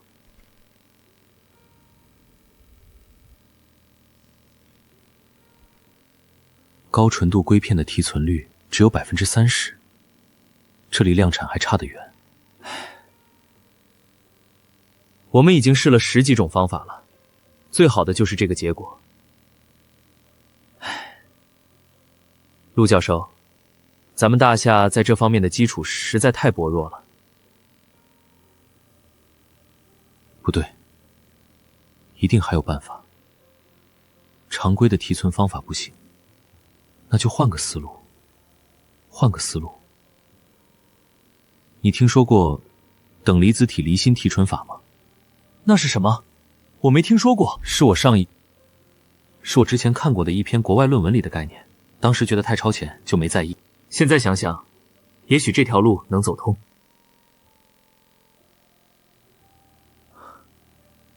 陆教授，您画个草图，我马上带人去试。好，记住，关键是要控制等离子体的温度和转速，达到共振频率，才能实现完美的提纯。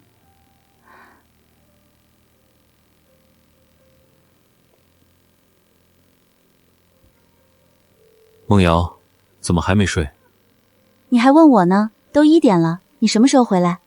我煮了汤，放在保温盒里，你记得让人给你送过去。还有，明天必须早点回来，别忘了我们约好了去医院产检。好，我记得。梦瑶，辛苦你了。我不辛苦，辛苦的是你。一鸣，你在为国家做事，我支持你，但你也得答应我，保重身体。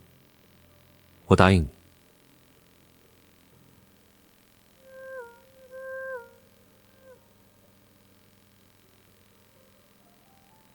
小家伙，你爸爸是个大英雄，你知道吗？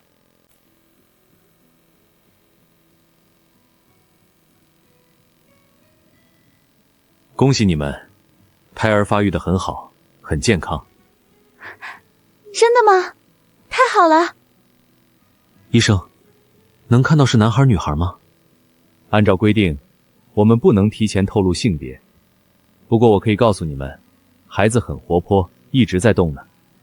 一鸣，你快看，他在动。我看到了，我看到了。梦瑶，谢谢你。傻瓜，应该谢谢你的是我，要不是你，我早就……别瞎说，我们是一家人。一鸣给孩子想好名字了吗？如果是男孩，就叫陆光夏，光复大夏的光，夏是华夏的夏。光夏，好听。那如果是女孩呢？女孩就叫陆念瑶，念着梦瑶的念瑶。油嘴滑舌，不过我喜欢。秦院长，出什么事了？刚刚接到消息，米国联合12个国家正式签署了国际芯片联盟协议。这么快？比我们预计的早了3个月。协议内容包括禁止向大夏出口任何高端芯片，禁止向大夏转运芯片技术，禁止成员国企业在大夏投资芯片产业。这简直就是要置我们于死地！更严重的是，他们已经开始全球范围内封锁我们的人才。所有在米国、欧洲留学的芯片相关专业的大夏学生，都被限制了回国。这群王八蛋！现在只能靠陆一鸣了，希望他能赶在封锁全面生效前突破材料瓶颈。我相信他，那小子总能创造奇迹。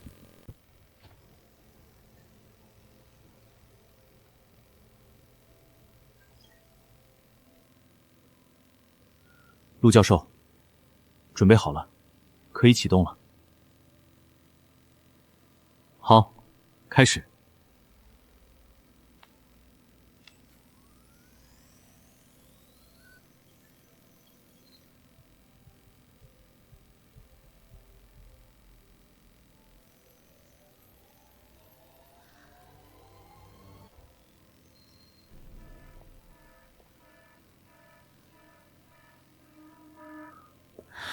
失败了。陆教授，这已经是第13次失败了。这个等离子体离心法是不是真的行不通？不，方向是对的，问题出在温度控制上。你们看这里，等离子体的温度变动太大，无法达到共振频率。可是我们已经用了最先进的温空系统，还是控制不住。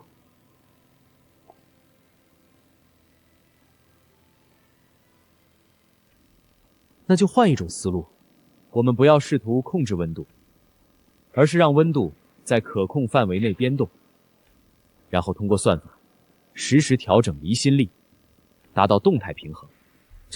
这计算量也太大了，所以我们需要一台超级计算机来帮忙。秦院长那里不是还有一台天河2号吗？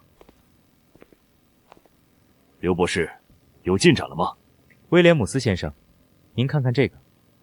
这是我自己设计的类脑芯片架构，它不是传统的2进制计算，而是模仿人脑的神经元结构，可以实现真正并进计算。你是说，这种芯片可以同时处理无数个任务？没错，而且最关键的是，这种架构完全不依赖陆一鸣的光刻机技术，就算他用再先进的光刻机，造出来芯片在架构上也无法和我们相比。好，太好了，刘博士。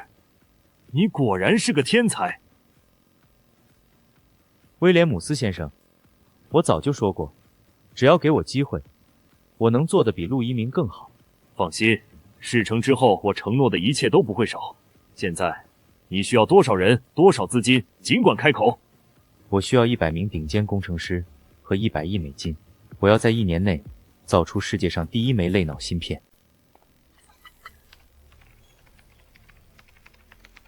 一鸣，天河2号的算力够不够？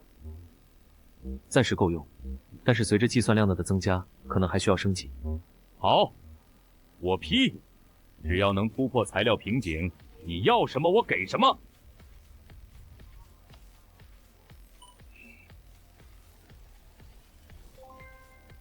陆教授，快看，温度变动稳定了。好，开始记录数据，准备下一次实验。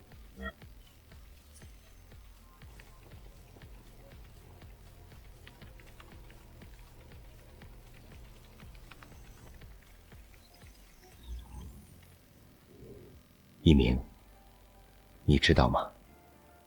你现在的样子，让我想起了年轻时的自己。秦院长，您太抬举我了。不是抬举，我是说你对科研的执着，对国家的热爱，比我年轻时强多了。大夏有你，是国之幸事。秦院长，您放心，我不会让您失望的。孟瑶啊，爸爸之前做错了，对不起你。爸，事情都过去了。我知道你心里还有气，可是爸爸现在真的想通了。陆一鸣是个好孩子，是爸爸有眼无珠。是啊，孟瑶，你爸这几个月天天念叨你，说想外孙了。爸妈，我其实早就不怪你们了。只是你们以后别再想着去米国了，行吗？不去了，不去了，我现在就在江城大学教书，挺好的。咱们大夏也挺好的。那个是啊，你看这房子，这小区多好啊！陆一鸣这孩子真有出息。他是有出息，就是太忙了，天天泡在实验室里。梦瑶，你可不能因为这个埋怨他，他是在为国家做事，是大英雄，你要支持他，懂吗？我懂，我一直都支持他。开始吧。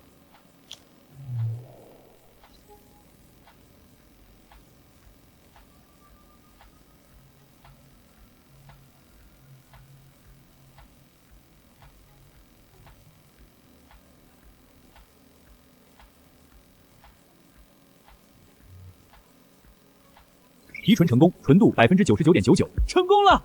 我们成功了！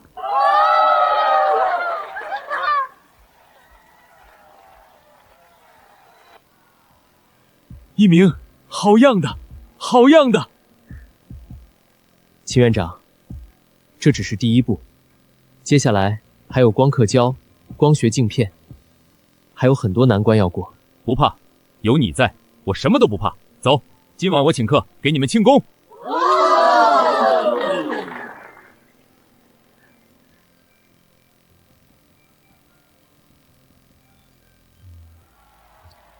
秦院长，恐怕庆功宴要推迟了。怎么了？刚刚接到消息，米国那边刘磊搞出了一种叫类脑芯片的新架构，据说性能远超传统芯片。类脑芯片？这怎么可能？看来刘磊确实有2把刷子，不过他以为这样就能超过我，太天真了。你有办法，秦院长。还记得我之前跟您提过的量子光刻机吗？你是说你要直接跳过传统光刻机，研发下一代技术？没错。这怎么可能？既然他们要玩大的，那我就陪他们玩到底。量子光刻机一旦成功，什么类脑芯片都是浮云。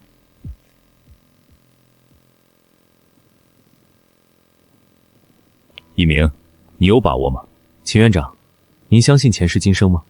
什么意思？没什么，我只是想说，有些事我好像早就知道答案。不管怎样，我相信你。谢谢您，秦院长。对了，明天我想请个假。请假？你可是从来不请假的。明天是梦瑶的生日，我想陪陪她，而且我想告诉她一个好消息。去吧去吧，也该陪陪她了。替我向梦瑶问好。我会的。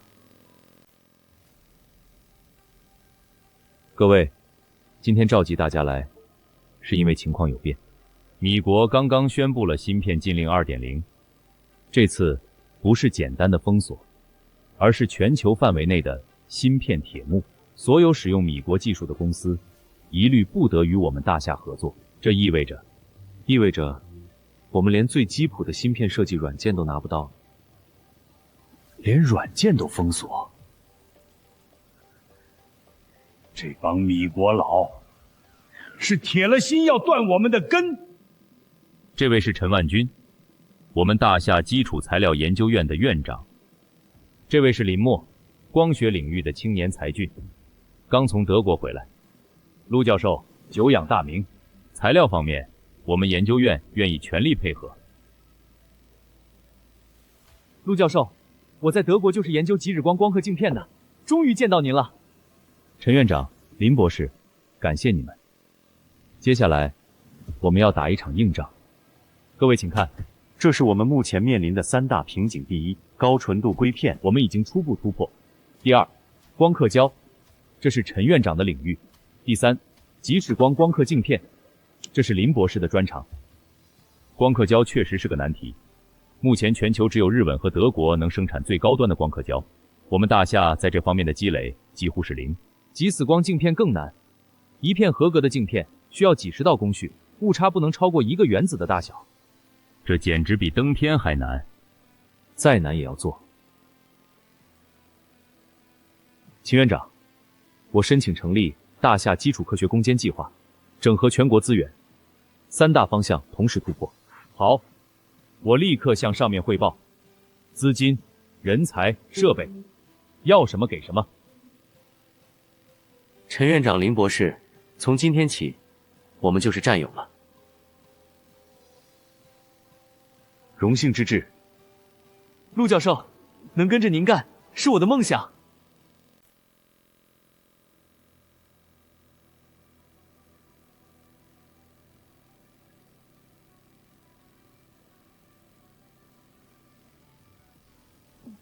刘博士，这位是苏菲博士，我们米国最顶尖的芯片架构专家，他将加入你的团队，共同研发类脑芯片。刘博士，苏菲博士，欢迎欢迎。久仰刘博士。有您加入，我们的项目一定能更快成功。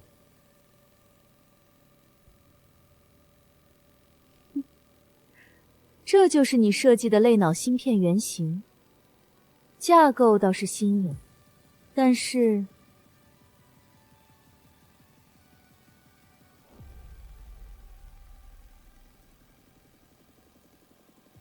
什么？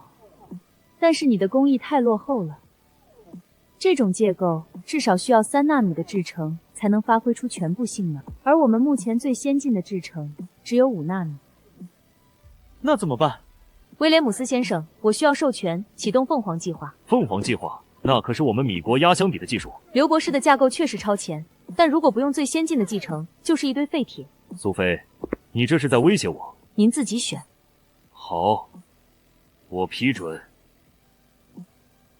启动凤凰计划。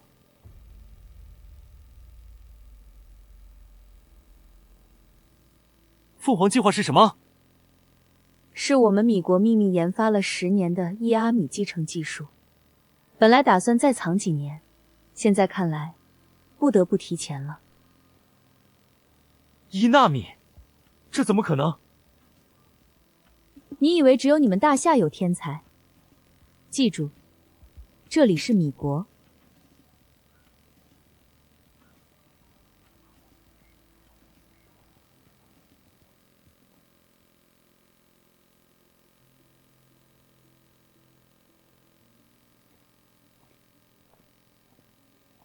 还在想工作的事？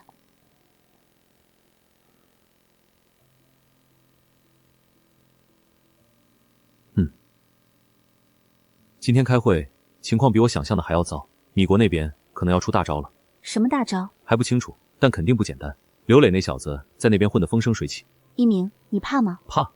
我是说，你一个人对抗整个米国的科技力量，你怕吗？说不怕是假的，但是想到你和孩子，我就不怕了。我要给你们一个安全的未来，给咱们大夏一个光明的未来。一鸣，你知道吗？我每次看到你那么拼命，我都心疼，但我也骄傲。我只是做了该做的事。梦瑶，谢谢你一直支持我。傻瓜，我们是一家人。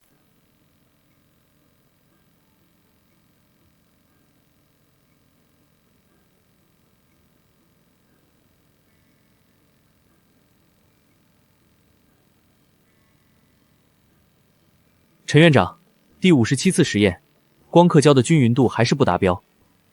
让我看看数据。还是老问题，高分子聚合物的分子量分布太宽。我们已经试了几10种催化剂了，都不行。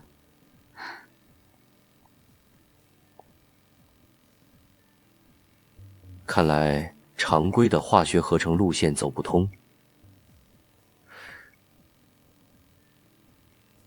等等，我记得陆教授提过一个思路。什么？用生物酶催化。生物酶？那东西不是用在医药领域的吗？理论上可行。生物酶催化的选择性极高，可以实现分质量性的精准控制。马上联系生物研究所，调一批耐高温的工程酶过来。是。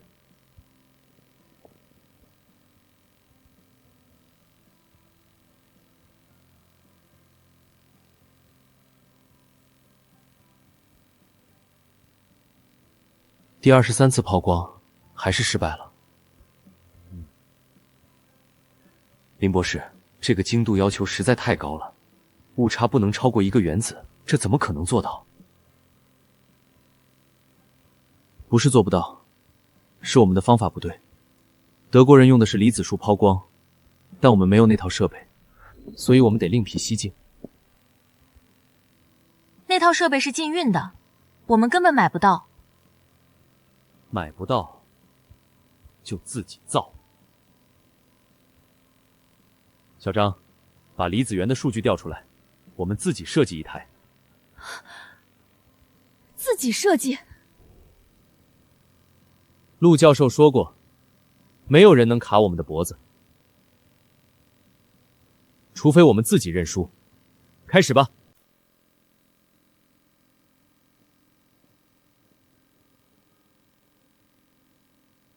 陆教授，您的思路太神了，生物酶催化真的可行。我们刚刚合成的光刻胶，均匀度达到了国际先进水平。太好了，陈院长，你们辛苦了。陆教授，我们的离子束抛光机也设计出来了，正在组装，预计1周后可以试运行。这么快？林博士，你们光学所的效率真高。都是您那句话激励了我们。没有人能卡我们的脖子，除非我们自己认输。陆教授，说实话，之前我还觉得您太年轻，担不起这么大的担子。现在我是真服了。两位前辈过奖了，我不过是提了点思路，真正干活的是你们和你们的团队。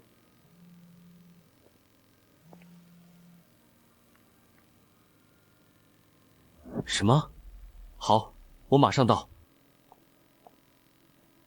秦院长紧急召见，米国那边出大事了。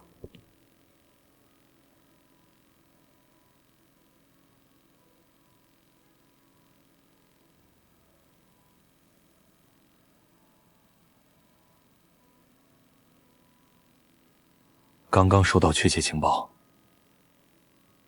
米国启动了凤凰计划。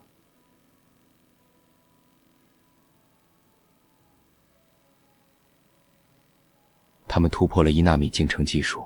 1纳米？这怎么可能？1纳米进程意味着他们的芯片性能至少是我们的10倍，可能是100倍。一鸣，你有把握应对吗？秦院长，我需要时间。量子光刻机的理论我已经完善了，但是要造出来，至少还需要半年。半年？米国那边3个月就能量产1纳米芯片。院长，那就想办法拖住他们3个月。拖？怎么拖？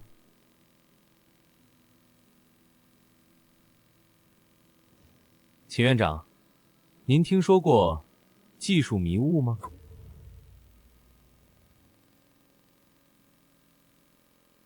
米国的芯片产业链主要集中在3个地方：硅谷的研发中心、德克萨斯的制造基地，以及亚利桑那的材料工厂。陆教授，您是想让我们破坏这些地方？不，那太低级了，而且容易引发战争。我要你们做的是散布技术迷雾。什么是技术迷雾？就是制造假象，让他们以为我们的技术已经超越了米国。这样一来，他们就会把大量资源投入到追赶我们上，从而放缓1纳米芯片的量产速度。你是说，让他们自己乱了自己的阵脚？没错。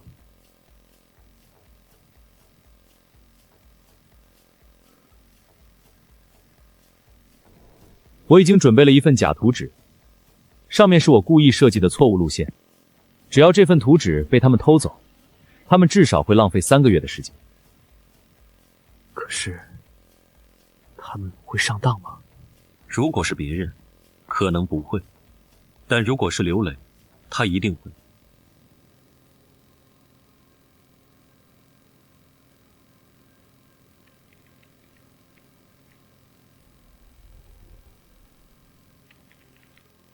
刘博士，好消息！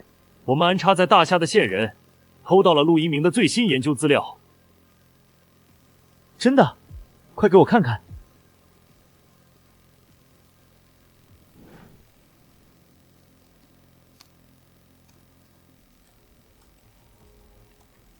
天哪！他竟然在研究量子光刻机，而且已经快成功了！量子光刻机？这不可能，理论上还远不成熟。你不懂陆一鸣，他是个疯子，什么事儿都干得出来。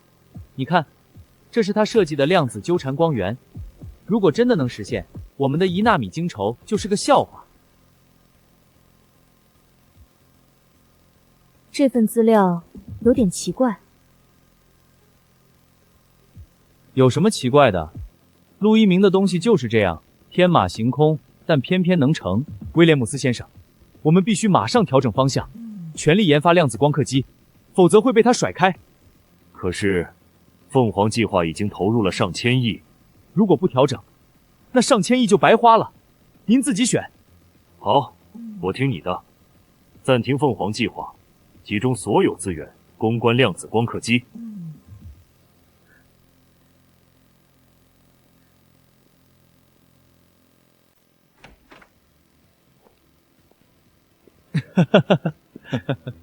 一鸣，你简直神了！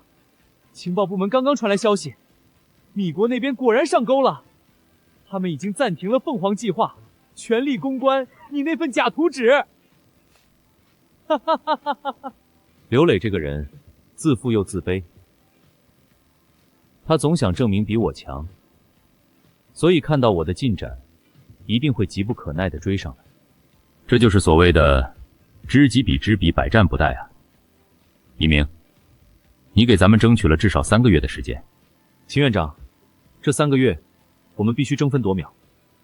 量子光刻机的理论我已经完善了，现在需要的是钱。要多少？你说。500亿。500亿！量子光刻机需要的设备和材料，都是目前世界上最顶尖的，而且我需要在全国范围内筛选至少1000名顶尖工程师。好，我去要，就算把老脸豁出去，也要给你要来这500亿。秦院长，谢谢您。一鸣，不用谢我，你是在救大夏，我谢你还来不及。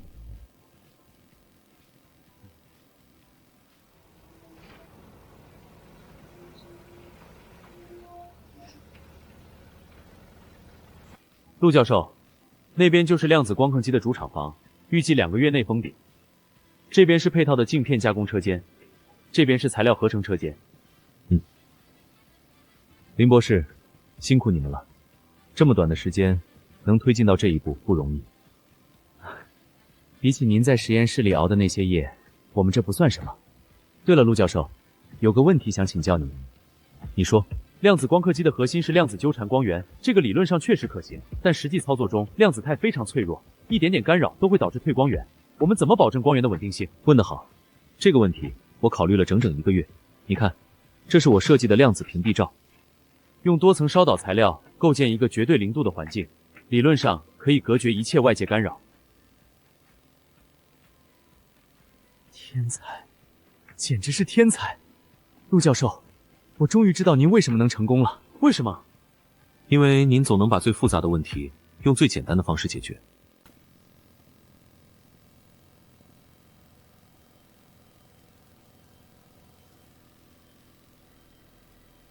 刘博士，这就是你说的一定能成？不可能，这不可能，这不可能。按照陆一鸣的图纸，每一步都应该是正确的，怎么会这样？我早就说过，这份图纸有问题。不可能，我是最了解陆一鸣的人，他的风格我一眼就能认出来。你了解的是以前的陆一鸣，现在的他已经不是你能揣测的了。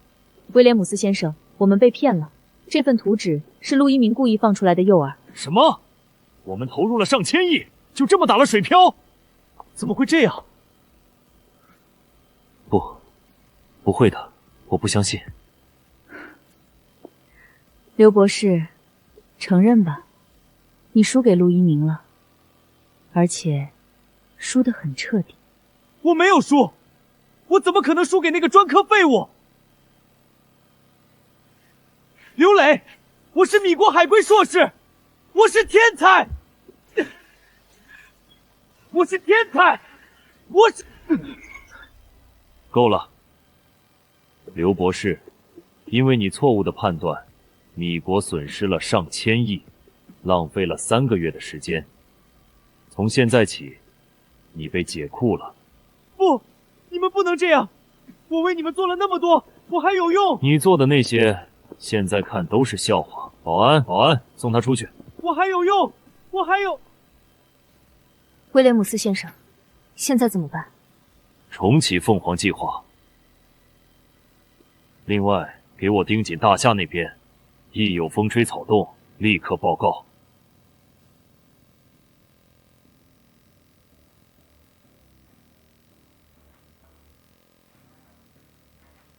陆教授，量子光源第一次测试成功了，纠缠态保持了0.1秒。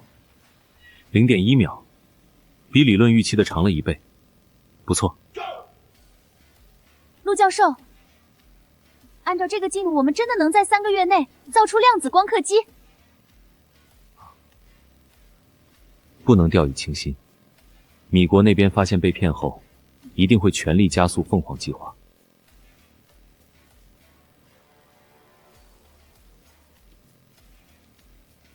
我们必须比他们更快。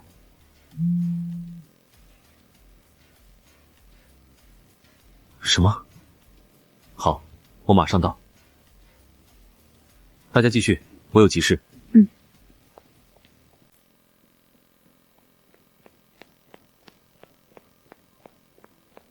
爸妈，梦瑶怎么样了？医生说胎位不正，可能要剖腹产，正在手术。都怪我，今天不该让他吃那么多，肯定是撑着了。爸妈，别急，梦瑶不会有事的。一鸣，你别太担心，现在的医疗条件好，没事的。我知道，但是我在实验室里什么难题都不怕，可在这里，我怕得要死。这就是当父母的心呐。一鸣，你以后会懂的。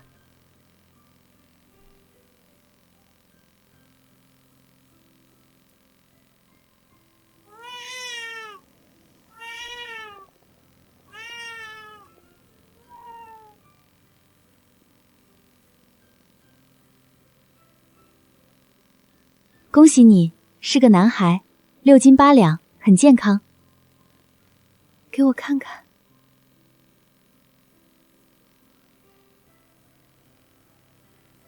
光夏，你是光夏，妈妈终于见到你了。产妇需要休息，我们先带孩子去清洗。一鸣呢？一鸣在外面吗？在，一直在外面等着，马上就能进来了。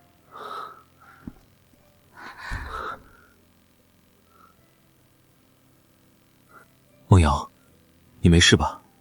疼不疼？傻瓜，生孩子哪有不疼的？不过看到光夏，什么都值了。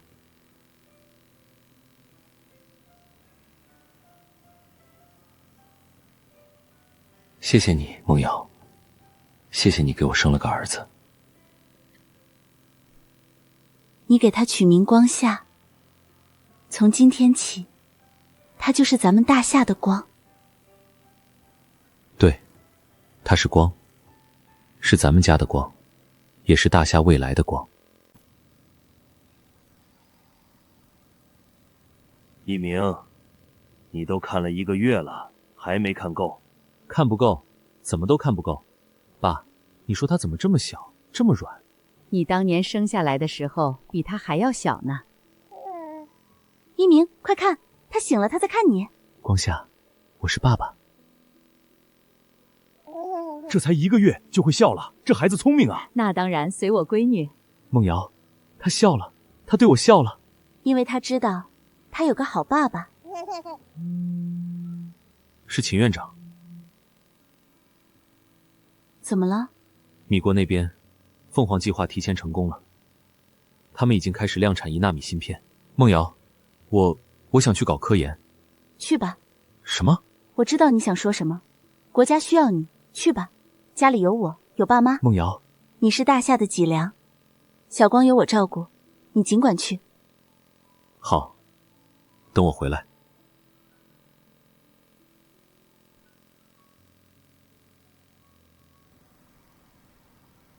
情况大家都知道了，米国的1纳米芯片性能至少是我们的10倍，而且他们已经建成了3条生产线，月产可达100万片，100万片，那我们拿什么跟人家比？就算拼了命，也要比。秦院长，量子光刻机还需要多久？最快也要2个月。2个月？秦院长，我有一个想法。你说，米国的1纳米芯片虽然先进，但是有一个致命弱点，那就是功耗太高。因为制程太细，漏电现象非常严重。理论上1纳米进程的漏电率是5纳米的10倍以上。没错，而我们的量子光刻机虽然进程不如它们细，但是量子效应可以实现0漏电，这意味着我们的芯片功耗可以做到它们的1/10。功耗低，就意味着续航长。在移动设备领域，续航比性能更重要。陈院长说的对，所以我们要打一场差异化战争。米国追求极致性能，我们追求极致能效。好，那就这么干。一鸣，你全权负责，所有人都听你调遣。是。陆教授，第一次联机准备好了，量子光源、量子屏蔽罩、光路系统全部就位。好，开始吧。量子光源启动，纠缠态生成，稳定度99.9%。光路校准完成，误差小于0.1纳米。目标光源就位，等待曝光。开始曝光。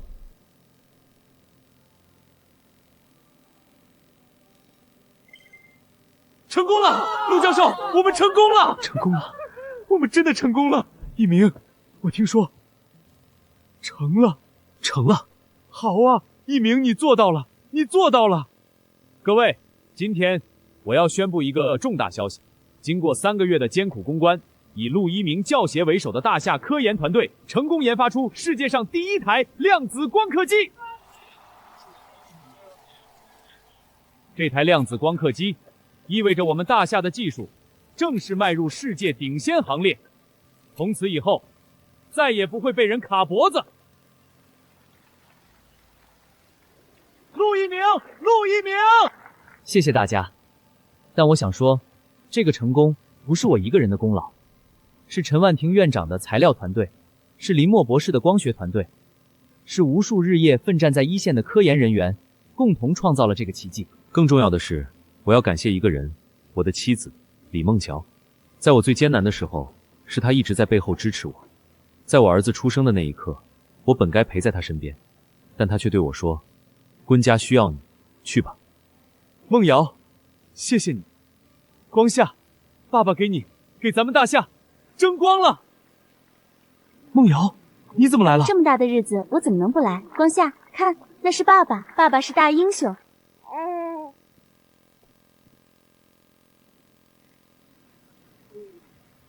我宣布，从今天起，大夏芯片不再受制于人，必将屹立于世界之巅。哎，新来的，接着。谢谢，谢谢。听说你以前是什么博士，怎么混成这样了？都是陆一鸣，都是那个废物害的。行了行了，都这样了还做梦呢，赶紧睡吧，明天还得去垃圾场抢位置。陆一鸣，你以为你赢了？不，还没有结束，还没有结束。我还有一个最后的筹码，一个让你万劫不复的筹码。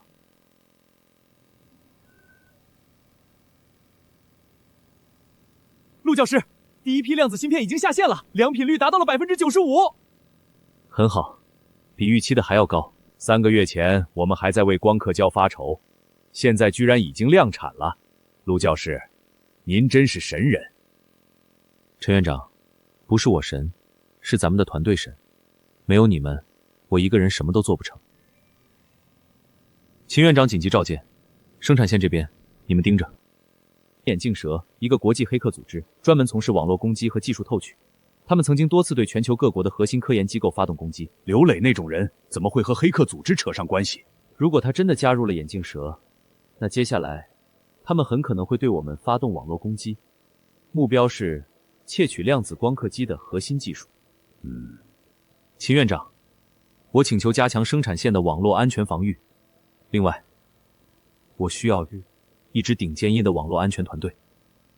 准了，从今天起，网络安全级别提升到最高级。刘博士，听说你曾经是陆一鸣的手下败将，那是过去的事了。现在，我要让他付出代价。你的计划是什么？这是我对陆一鸣技术硕的分析。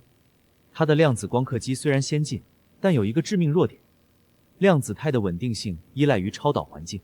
只要我们能破坏它的超导冷却系统，整个生产线就会瘫痪，破坏物理设备。这可不是我们的风格。我们只玩网络。谁说我要破坏物理设备了？它的超导冷却系统是由一套智能控制系统管理的，只要能黑进这套系统，让温度失控，整个生产线报废，高，实在是高。而且，我还有最后一招，如果能在攻击的同时植入一个逻辑炸弹，那么就算他们修复了系统，逻辑炸弹也会在特定时间引爆，让一切重来。哈哈哈哈哈哈！刘博士，我果然没有看错你。好，我给你最精锐的团队，放手去干。光夏今天乖不乖？乖得很，就是下午有点闹，可能是想爸爸了。光夏，爸爸在这儿呢，想爸爸了吗？一鸣，你最近是不是有心事？怎么这么问？你回家的时间越来越晚了，而且经常走神，是不是出什么事了？是有点事，刘磊失踪了，可能加入什么黑客组织，要对我们的生产商下手。那怎么办？别担心，我已经加强了防御，而且我不会让任何人破坏我们好不容易换来的一切。一鸣，我知道你身上担子重，但你也要记得，你还有我们。不管发生什么，我们都在你身边。梦瑶，谢谢你。好，我马上到。生产线那边有点异常，我得去看看。去吧，小心点。陆教授，从2个小时前开始，我们的防火墙就不断遭到试探性急攻，攻击方式非常诡异，像是在试探我们的防御漏洞，是眼镜蛇的风格。他们这是在踩点，为大规模攻击做准备。能防住吗？目前还能防住，但如果他们发动饱和攻击，我们的服务器可能扛不住。把天河1号的算力调过来，接入生产线防御系统。另外，这是我设计的量子加密算法。量子加密？这不是还在理论阶段吗？理论已经成熟了，只是一直没机会实战。现在正好拿他们试试。他们发动总攻了！什么？第1道防火墙被突破，正在启用备用防火墙。量子加密算法部署完成，核心数据通道安全。不要慌，他们的目标是超导冷却系统，重点防御那里。他们真的冲着冷却系统来了！我来手动加固冷却系统的防御，你们拖住其他方向的攻击。这是什么？普通的攻击不可能有这么强的穿透力。是逻辑炸弹，刘磊在攻击中植入了逻辑炸弹。逻辑炸弹？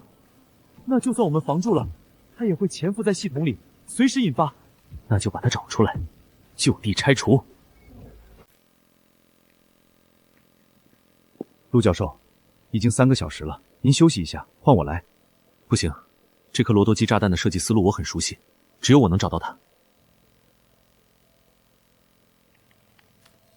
找到了，这就是逻辑炸弹。没错，它的触发条件是3天后的午夜12点，那时候正是生产线满负荷运转的时候。如果那时候引爆，整个生产线都会瘫痪，而且可能造成设备损坏。刘磊，你还是这么阴险。不过，你以为我会上当吗？这种逻辑炸弹的设计理念是嵌套式触发，拆除一层，下面还有一层。如果不了解它的架构，强行拆除只会提前引爆。那您有把握吗？如果是别人设计的，我可能没把握，但这是刘雷设计的，他的思路我太了解了。最后一层了，这一层是情绪触发，如果检测到攻击者的情绪变动，就会提前引爆。情绪触发？代码还能检测情绪？不是检测情绪，只检测攻击者的操作节奏，如果操作出现犹豫、停顿、加速等异常，就会被判定为情绪波动。从现在开始，我的操作必须保持绝对稳定的节奏，不能快，不能慢，不能停。陆教授，别慌，我稳住。是梦瑶发的信息，光夏发烧了，让我回家。那您快回去吧。不行，攻击还没结束，我不能走。光夏不哭不哭，爸爸马上就回来了。喂，120吗？我孩子发烧了，请快来。结束了，我们赢了。陆教授，怎么了？梦瑶发信息说光夏发烧了，1个小时了。那您还愣着干什么？快去医院啊！这里交给你们。是急性肺炎，需要住院治疗，还好送的及时，再晚一点就危险了。谢谢医生，谢谢医生。您先别激动，孩子会没事的。您去办住院手续吧。光夏呢？光夏怎么样了？一鸣，医生说再晚一点就危险了。对不起，对不起，我来晚了。你为什么不来？为什么不回信息？我以为……我在和黑客战斗，不能分心。对不起，对不起。两位，孩子需要安静，你们别太激动。现在孩子已经脱离危险了，你们可以进去看看。光夏，爸爸对不起你。爸弟来晚了。一鸣，我不怪你，我知道你在做什么，光夏也不会怪你的。梦瑶，谢谢你，谢谢你这么理解我。傻瓜，我们是一家人。光夏怎么样了？秦院长，您怎么来了？我来看我干孙子，不行吗？秦院长，您太客气了。小家伙，听说你差点吓倒你爸爸，以后可不许这样了。这小子有性格。一鸣，这次的事我知道了，你在生产线那边拼命，孩子这边差点出事，你受委屈了。秦院长，我不委屈，保卫国家利益是我的责任，只是差点没尽到父亲的责任。你已经做得很好了，而且你有个好妻子，她懂你，支持你，这是你的福气。是我的福气。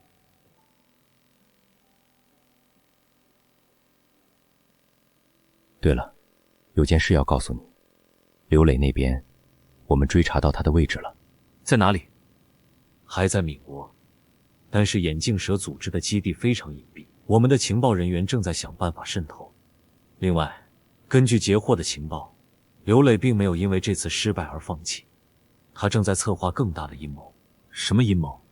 还不清楚，但你要做好心理准备，他可能会针对你身边的人下手。一鸣，我不怕，我相信你会保护我们。我会的，我用生命发誓。刘博士，你失败了。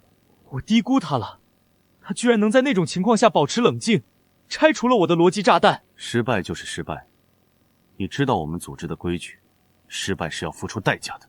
蛇王，再给我一次机会，我有一个更大的计划，一个让他万劫不复的计划。说说看。陆一鸣最大的弱点不是技术，而是他的家人。他的妻子和儿子就是他最大的软肋。你想绑架他们，太低级了，而且成功率太低。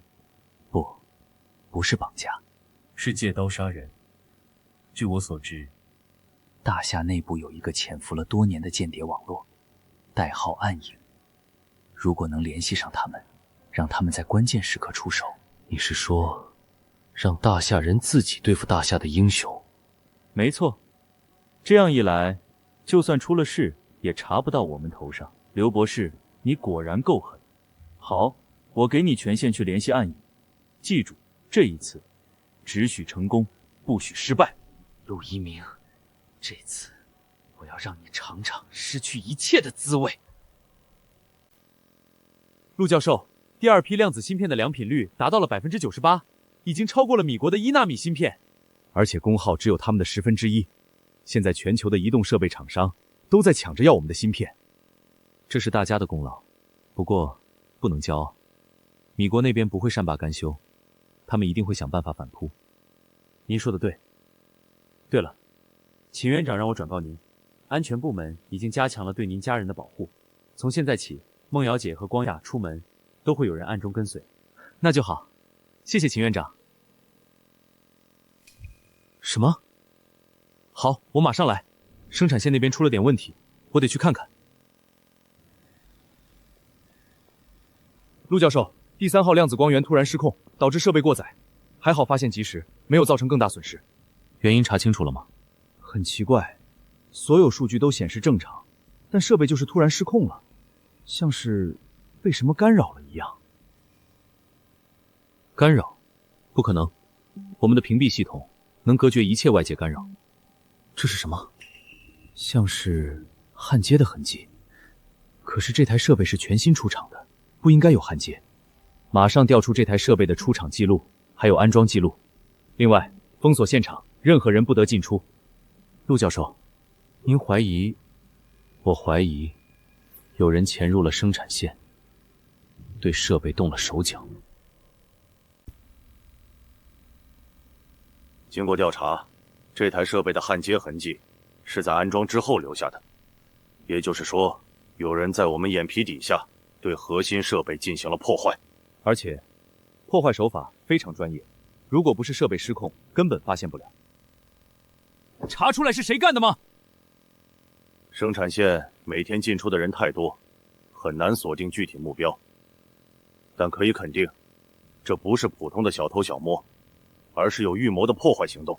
能接触到核心设备的，只有少数高级技术人员。我建议先排查这些人的背景。同意。另外，从今天起，生产线实行最高级别的准入制度，任何人进出都必须经过严格检查。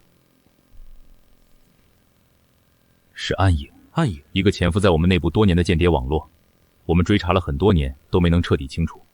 现在看来，他们又活动了。您怀疑这次事件是暗影做的？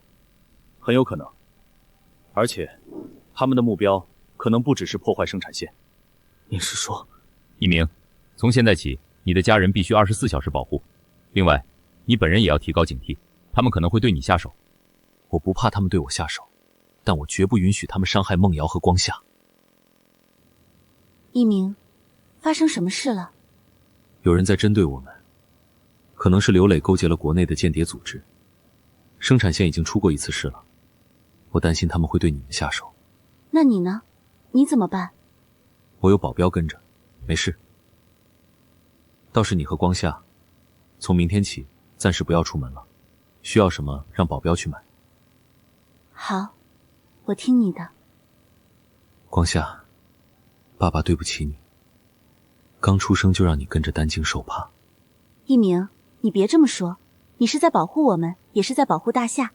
光夏长大了，会为有你这样的爸爸骄傲的。梦瑶，谢谢你，谢谢你一直在我身边。谁？可能是野猫。目标确认了，确认。陆一鸣的妻子和儿子，他的软肋。真的要对他们动手？陆一鸣是国家的功臣，我们这么做，是不是太残忍了？收钱办事，不要有妇人之仁。而且，只要做得干净，谁知道是我们干的？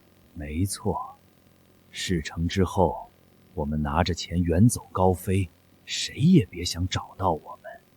这里面有他们的活动规律、保镖的换班时间，还有撤退路线。记住，只许成功，不许失败。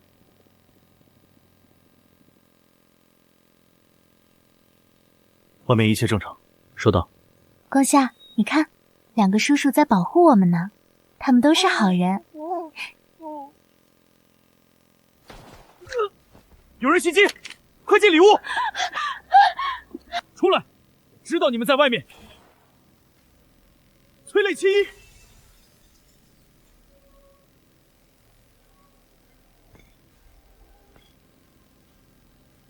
光夏，光夏！从后门走，快！放下孩子，饶你一命。做梦！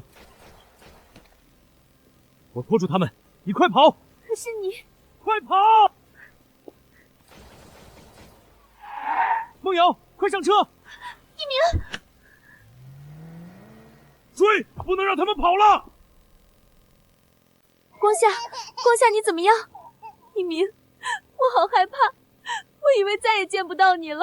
对不起，是我没保护好你们，对不起。陆教授，后面有车在追我们，是那些黑衣人，能甩掉他们吗？我试试。不好，有埋伏！他们这是要置我们于死地。陆教授，下车吧，你跑不掉的。梦瑶，不管发生什么，你都要保护好光夏。一鸣，你要干什么？光夏，爸爸爱你。梦瑶，我爱你。陆教授，你倒是挺有硬气的，可惜你很快就硬气不起来了。我知道你们是暗影的人，告诉我，谁指使你们的？江喜之人知道那么多干什么？是吗？那你看看身后。暗影的人，你们被包围了，放下抵抗，束手就擒。这怎么可能？你以为我真的会一个人来送死？从接到梦瑶求救电话的那一刻起，我就通知了秦院长。你们的一举一动，都在我们的意料之中。陆一鸣，你够狠！不是我够狠，是你们太蠢。动我家人，就要做好付出代价的准备。一鸣，我以为……没事了，没事了，都结束了。一鸣，你这一招以身作饵，可是把我吓得不轻。万一有个闪失……秦院长，我相信您，也相信咱们的战士。好了，回家吧，接下来还有很多事要处理。一鸣，今天吓死我了，我以为再也见不到你了。对不起，让你受惊了。我保证，以后不会再发生这样的事了。你保证？我保证，我会用生命保护你们，不让任何人伤害你们。我相信你。光夏，爸爸答应你，从今以后，咱们一家人永远在一起，再也不分开。刘博士，这就是你所谓的万无一失的计划。我没想到陆一鸣会这么狠，用自己的家人做诱饵。够了！因为你，我们损失了最精锐的黑客团队，还暴露了暗影这条线。你知道组织为此付出了多大代价吗？蛇王，再给我一次机会。机会？你已经没有机会了。把他带下去，按规矩处理。不，蛇王，我还有用，我还有最后一个计划，一个能让陆一鸣万劫不复的计划。说。我要亲自去大夏，我要当面和陆一鸣对决，在网络空间用我最擅长的技术和他决一死战。就凭你哪次赢过他？一鸣，这次暗影被一网打尽，你立了大功，上面说了要给你嘉奖。秦院长，嘉奖就不用了，能保护好家人就是对我最大的嘉奖。说起来，刘磊那小子现在应该成了丧家之犬吧？眼镜蛇组织这次损失惨重，肯定不会轻饶他。这种人，活该。我总觉得事情没那么简单。刘磊这个人我了解，他越是走投无路，就越会疯狂。我担心他会有最后的反扑。情报部门刚刚截获一条消息，刘磊已经潜入大夏，目标是量子光刻机生产线。什么？秦院长，我请求启动最高级别的网络安全防御。另外，我要亲自去坐镇生产线。好，我陪你一起去。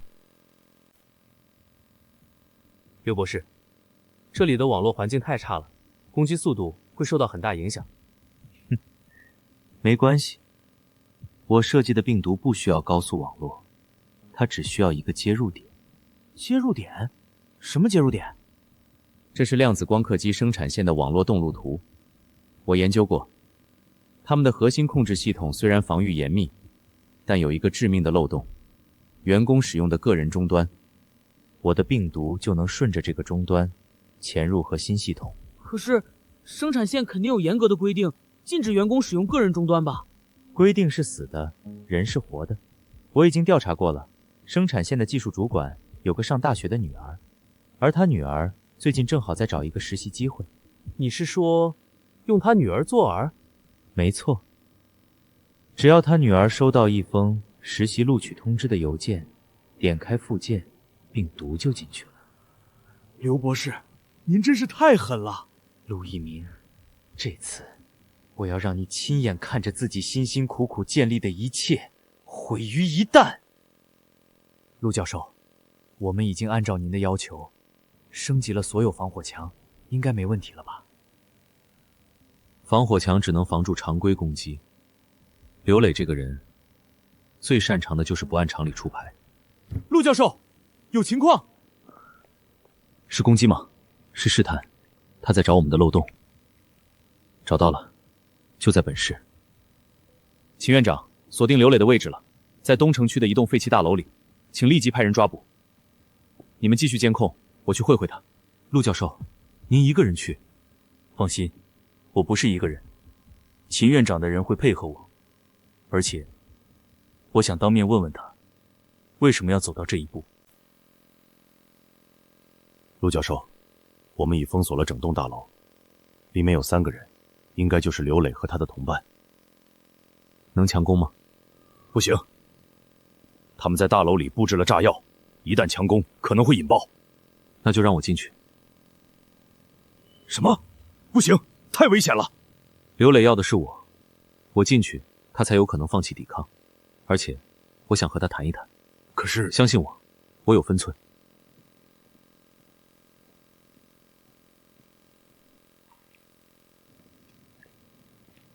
你来了，我等你很久了。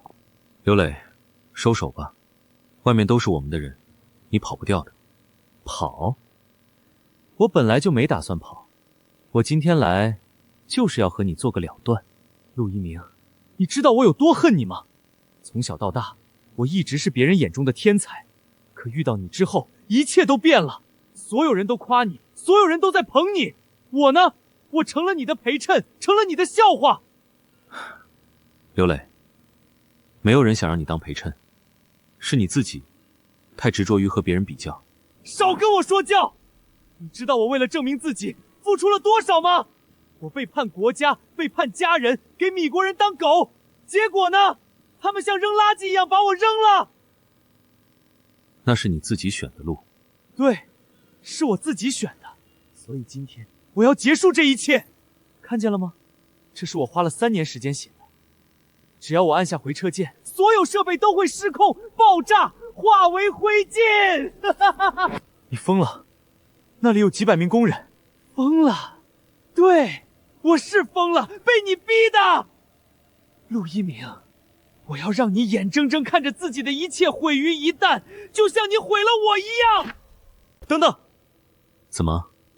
怕了？刘磊，我知道你恨我，但你想过没有，你恨的真的是我吗？什么意思？你恨的是你自己，你恨自己不如我，恨自己选错了路，恨自己回不了头。你把所有的恨都转移到我身上，只是为了让自己好受一点。胡说！刘磊，你还记得我们第一次见面吗？那时候的你意气风发，是海归硕士，觉得自己高人一等。可你知道吗？我从来没想过和你比。我做的每一件事，都是为了保护我爱的人，保护我的国家。保护你爱的人。对，我有梦瑶，有光夏，我每天努力工作，就是为了给他们一个安全的未来。你呢？你有谁？你背叛了所有人，最后只剩下你自己。刘磊，收手吧，现在回头还来得及。来不及了，来不及了！我做了那么多坏事，回不了头了。能回头，只要你愿意，就能回头。陆一鸣，你真的愿意原谅我？我原谅你，但你要为自己做过的事负责。陆一鸣，你知道吗？我这一辈子最错的一件事，就是把你当敌人。刘磊，你要干什么？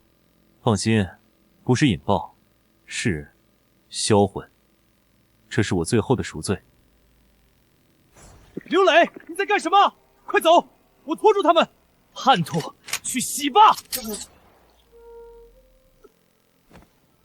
刘磊，我终于做对了一件事。刘磊，你坚持住，医生马上就来。不用了，替我给梦瑶道个歉，还有，谢谢你。刘磊，你最后的选择，证明了你还是个有良知的人，安息吧。一鸣，别太难过了，他已经用自己的方式赎了罪。我知道，只是有时候想，如果当初他能想通，也许一切都不一样了。一鸣，人各有命，他走了，但大夏的芯片事业还要继续，你肩上的担子还很重。我知道。陆教授，您猜猜咱们的量子芯片已经出口到多少个国家了？多少？50个，全球1半以上的国家都在用咱们的芯片。谁能想到，3年前咱们还在为光刻机发愁，现在居然成了全球芯片霸主。这不是我一个人的功劳，是无数人一起努力的结果。陆教授，外面有人找您，说是从非洲来的。非洲？陆教授，终于见到您了。我是来自非洲卡尼亚共和国的代表，我们国家刚刚摆脱殖民统治，百废待兴。我们希望能引进大夏的量子芯片技术，帮助我们建设现代化的通信网络。这是好事啊。不过，技术引进需要走正规流程。您和我国相关部门谈过了吗？谈过了，他们说只要您同意，技术就可以出口。陆教授，您不知道，我们国家的人民做梦都想用上先进的通信技术，您的芯片能改变我们的命运。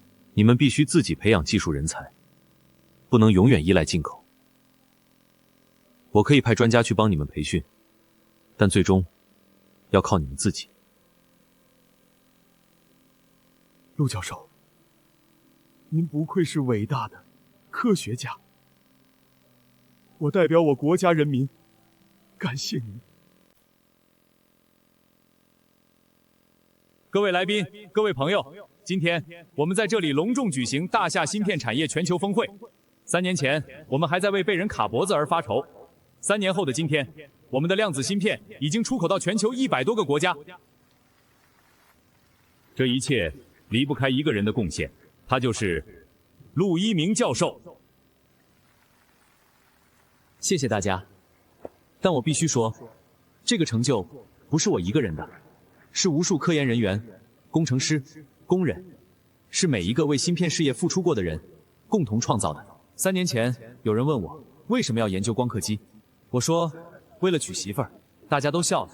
但现在，如果有人再问我同样的问题，我会说，为了让咱们大夏不再被人欺负，为了让每一个大夏人都能挺直腰杆。妈妈，爸爸在做什么呀？爸爸在告诉所有人，咱们大夏有多厉害。爸爸厉害吗？爸爸是世界上最厉害的人，他保护了咱们，也保护了国家。那我长大了，也要像爸爸一样厉害。好，妈妈等着。陆教授，我们米国希望能和大夏恢复合作。之前的事是我们不对，合作可以，但有一个前提，平等互利，互相尊重。如果还是想卡我们脖子，那就算了。当然，当然。陆教授，我们欧洲愿意和大夏共建量子芯片研发中心，共同推动全球芯片技术进步。陆教授，我们国家的通信网络已经建成了，人民都能用上手机了，感谢您。好。爸爸妈妈快追！一鸣，今天累坏了吧？不累，看到那么多人都认可咱们的芯片，我心里高兴。你知道吗？当年我第一次带你去见我爸妈的时候，我就在想，这个男人一定会了不起。那你想到了吗？想到了，但我没想到你会这么了不起。梦瑶，谢谢你，谢谢你一直在我身边，支持我，相信我。傻瓜，我们是夫妻啊，我不支持你，谁支持你？爸爸妈妈，你们快走啊，前面有好玩的。好，爸爸抱你走。光夏，你知道爸爸今天在台上讲了什么吗？不知道。爸爸讲了，咱们大夏以后再也不怕别人欺负了，因为咱们有自己的光刻机，有自己的芯片。那是不是以后我也能像爸爸一样厉害？你呀，要比爸爸更厉害才行。好，我以后要比爸爸厉害。好，爸爸相信你。好了好了，咱们家的2个大英雄该回家吃饭了。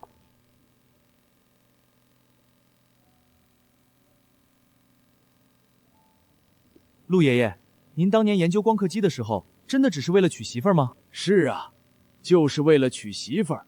不过后来发现，娶了媳妇儿之后，还得给她一个安稳的家。再后来发现，一个家安稳了还不够，得让整个国家都安稳才行。陆爷爷，您是我们所有人的榜样。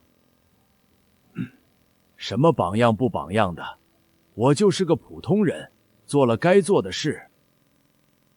孟瑶，你看到了吗？咱们大夏的芯片已经是世界第一了。你当年支持我是对的。陆爷爷，听说您儿子光夏现在也在搞科研。那小子现在在搞量子计算机，比我的芯片还厉害。他说了，要比爸爸更厉害。这一辈子值了。